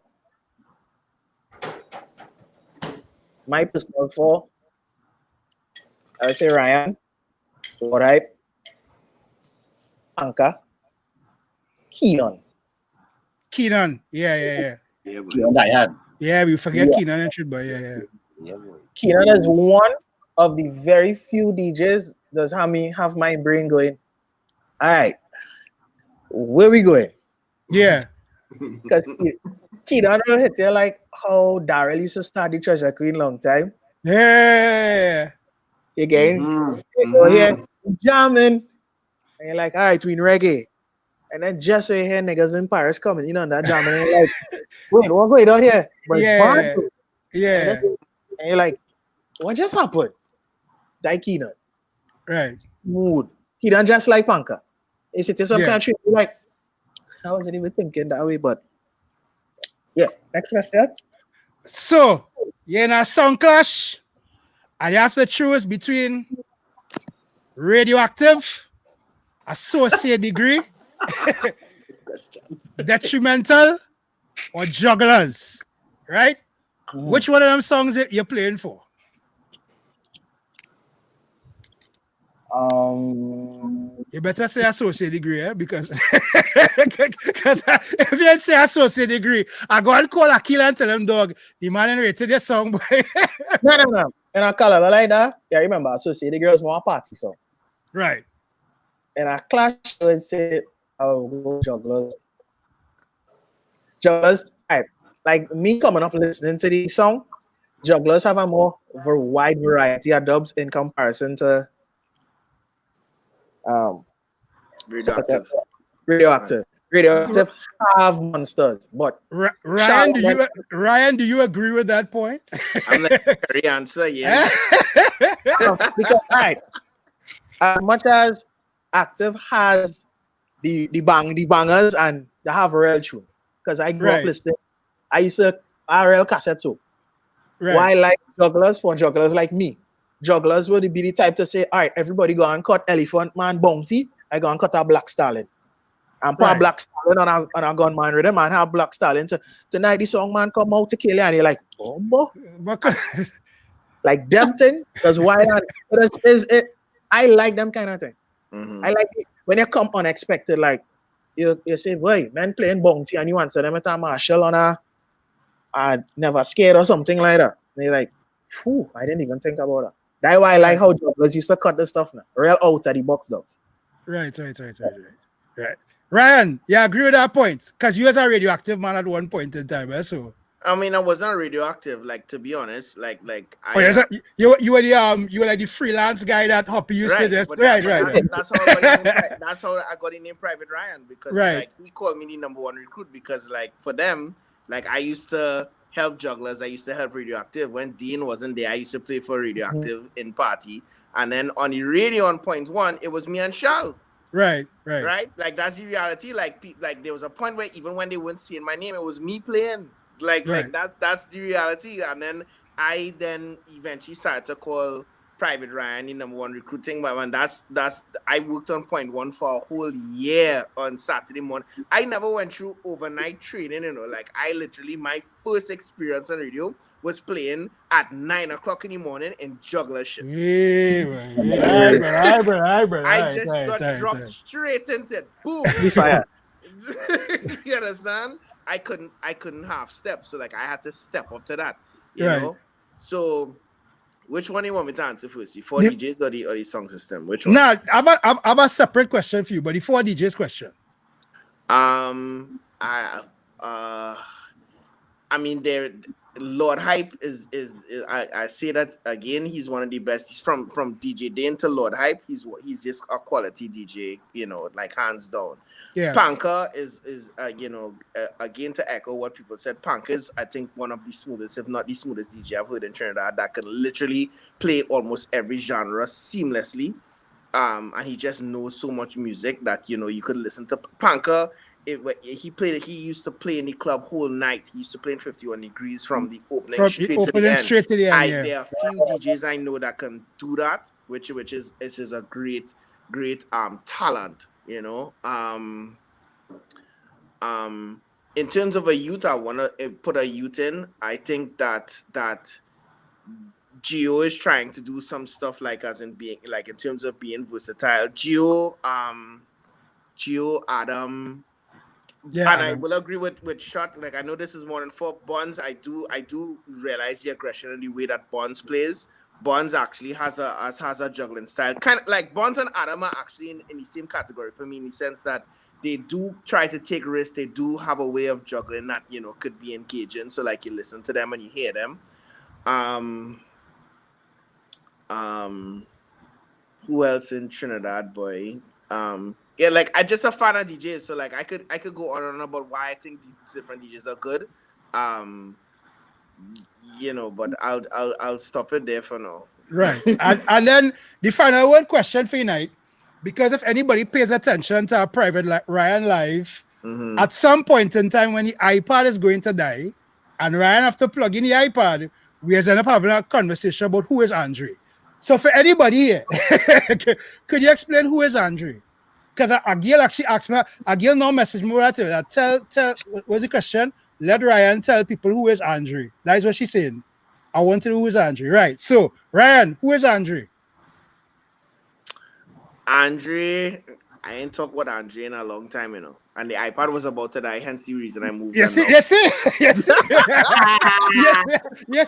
That question, that is why I come as the last question. Okay, right there. Let's see it. Tell Ryan, let me know who is Andre, because we didn't hear about Andre. I want to hear about Andre before we leave. So yeah. All right. Yeah. So Andre is this guy that is that friend, and they have different levels to Andre, right? So there's Andre level 1, 2, and 3. So there's Andre, who is that guy, who is that that friend zone person that you know, he's there, he's always there. Like if a girl calls him to change it, you know, to tire, you know, he's gonna be there, right? And he will come and he'll change your tire, and she'll be like, oh, thanks, and then she'll drive home, and he'll be like, you know, just be standing there.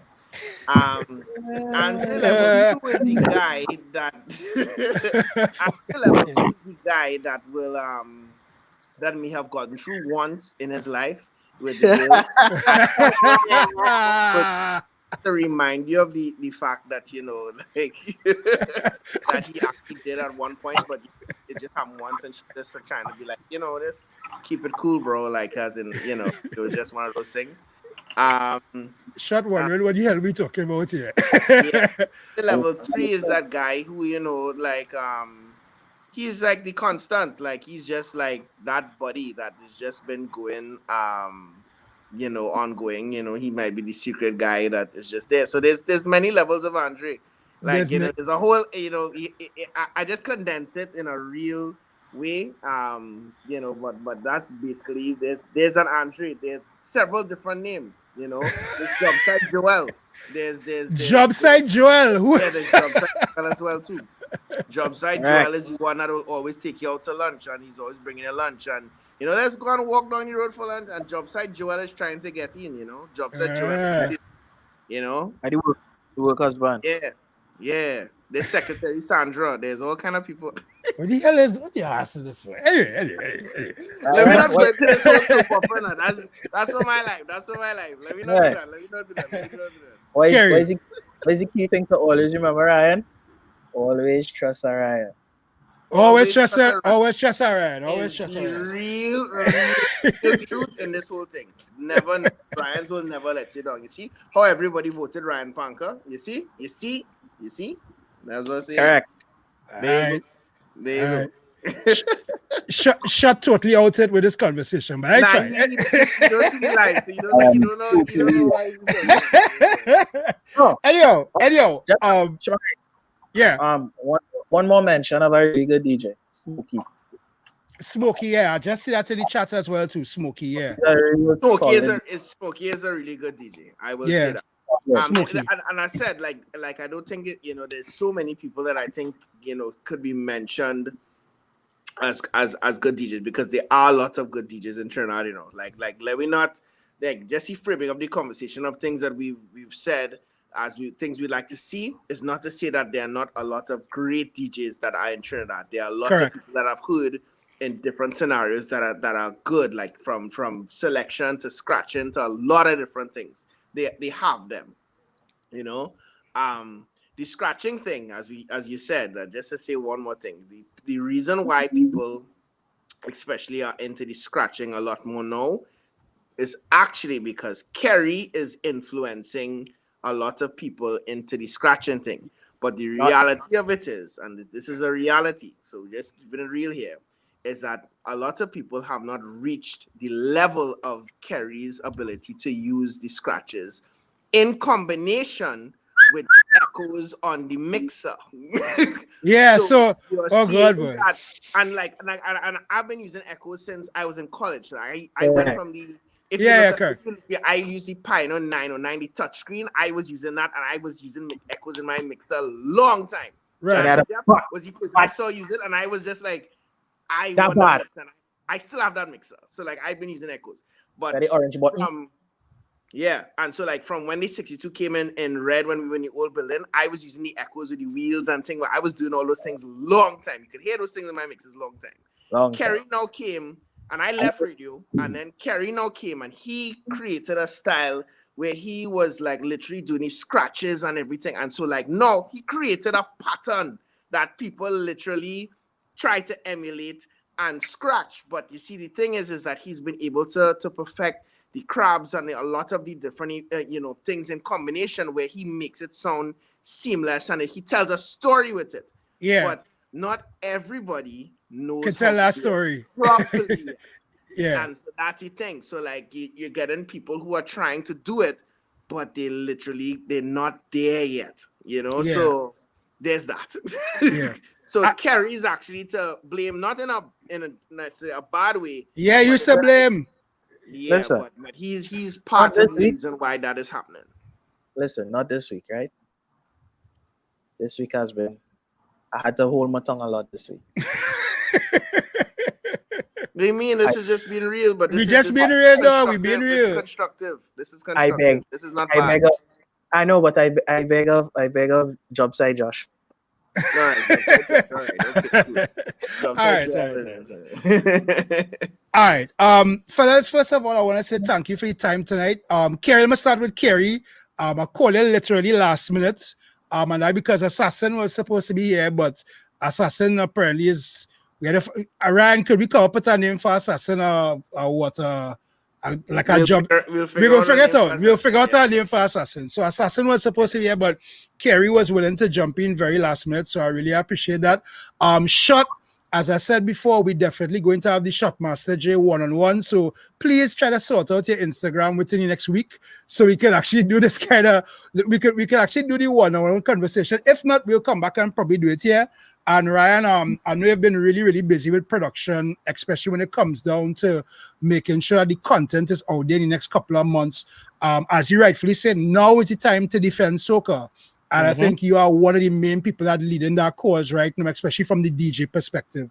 So I really looking forward to see what it is that you'll be able to do in the next couple of months. And I think just by looking at the comments that we had, especially some of the young DJs that tuned in tonight, there was real appreciative of some of the information that we was able to bring now, from the business side of it, to some of Shotmaster advice, to some of the things that Kerry was saying.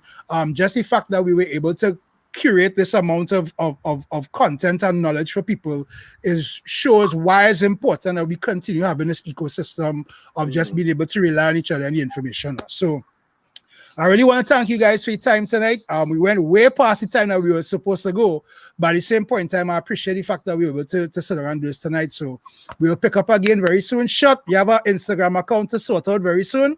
And yeah, thank you guys for doing this tonight. I really appreciate it. Shot had to come out of the shadows when the man. Yeah. What I'm telling you. No, yeah, come on, the shadows. Before I leave, I just want to say something for the young DJs who listening tonight, right? If all you're not doing it, do it now. Pick up a production skill. Learn to do editing with Ableton Live, Logic. Learn to do some kind of editing for yourself, to do your own remixes, so you will avoid yourself singing the same everywhere you go.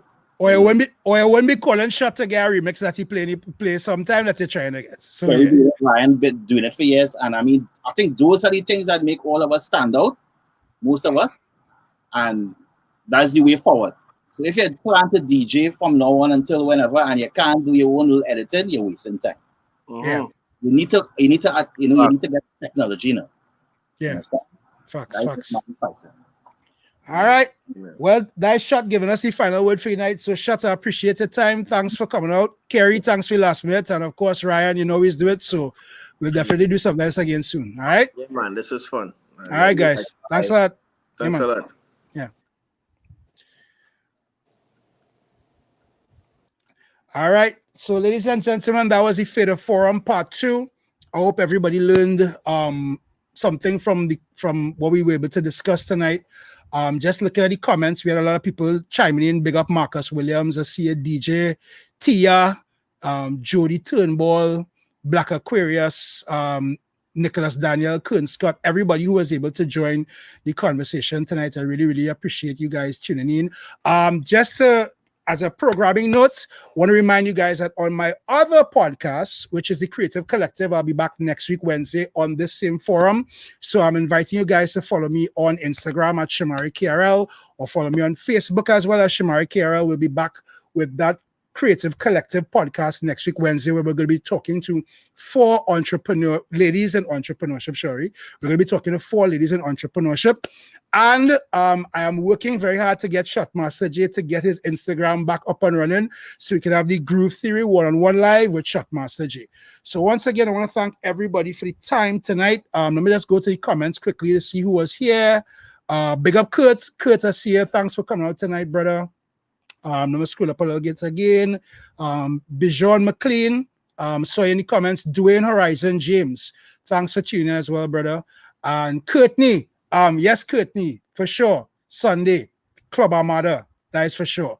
All right. And Jody, I did see a message about Ryan and the iPad, which is really something that we have to start. We have to start a GoFundMe for Ryan and the iPad. So we really need to get a new charger for Ryan very, very soon. We need to do that. So once again, guys, thank you very much for tuning in to another edition of the Groove Theory One-on-One Live. I'll be back next week, Wednesday, for the Creative Collective podcast. And very soon after that, we're going to link with Shockmaster J in a one-on-one conversation. We have many more guests coming up. Also, it would be remiss of me not to remind you guys that very, very soon, Groove Theory is going to be giving away an SB3 player. So I want to invite you guys to go on to u.groovetheoryhq.com, sign up for our classes that start in January, and look out for the competition that we have very soon for young DJs where you can win a brand new SB3 Pioneer controller. All right. So thank you guys for tuning in tonight to the Groove Theory Fader Forum. Don't forget, follow me below here at Shamari KRL. Also, make sure to follow Groove Theory at Groove Theory HQ and look out for more content coming very, very soon. Good night. Be blessed.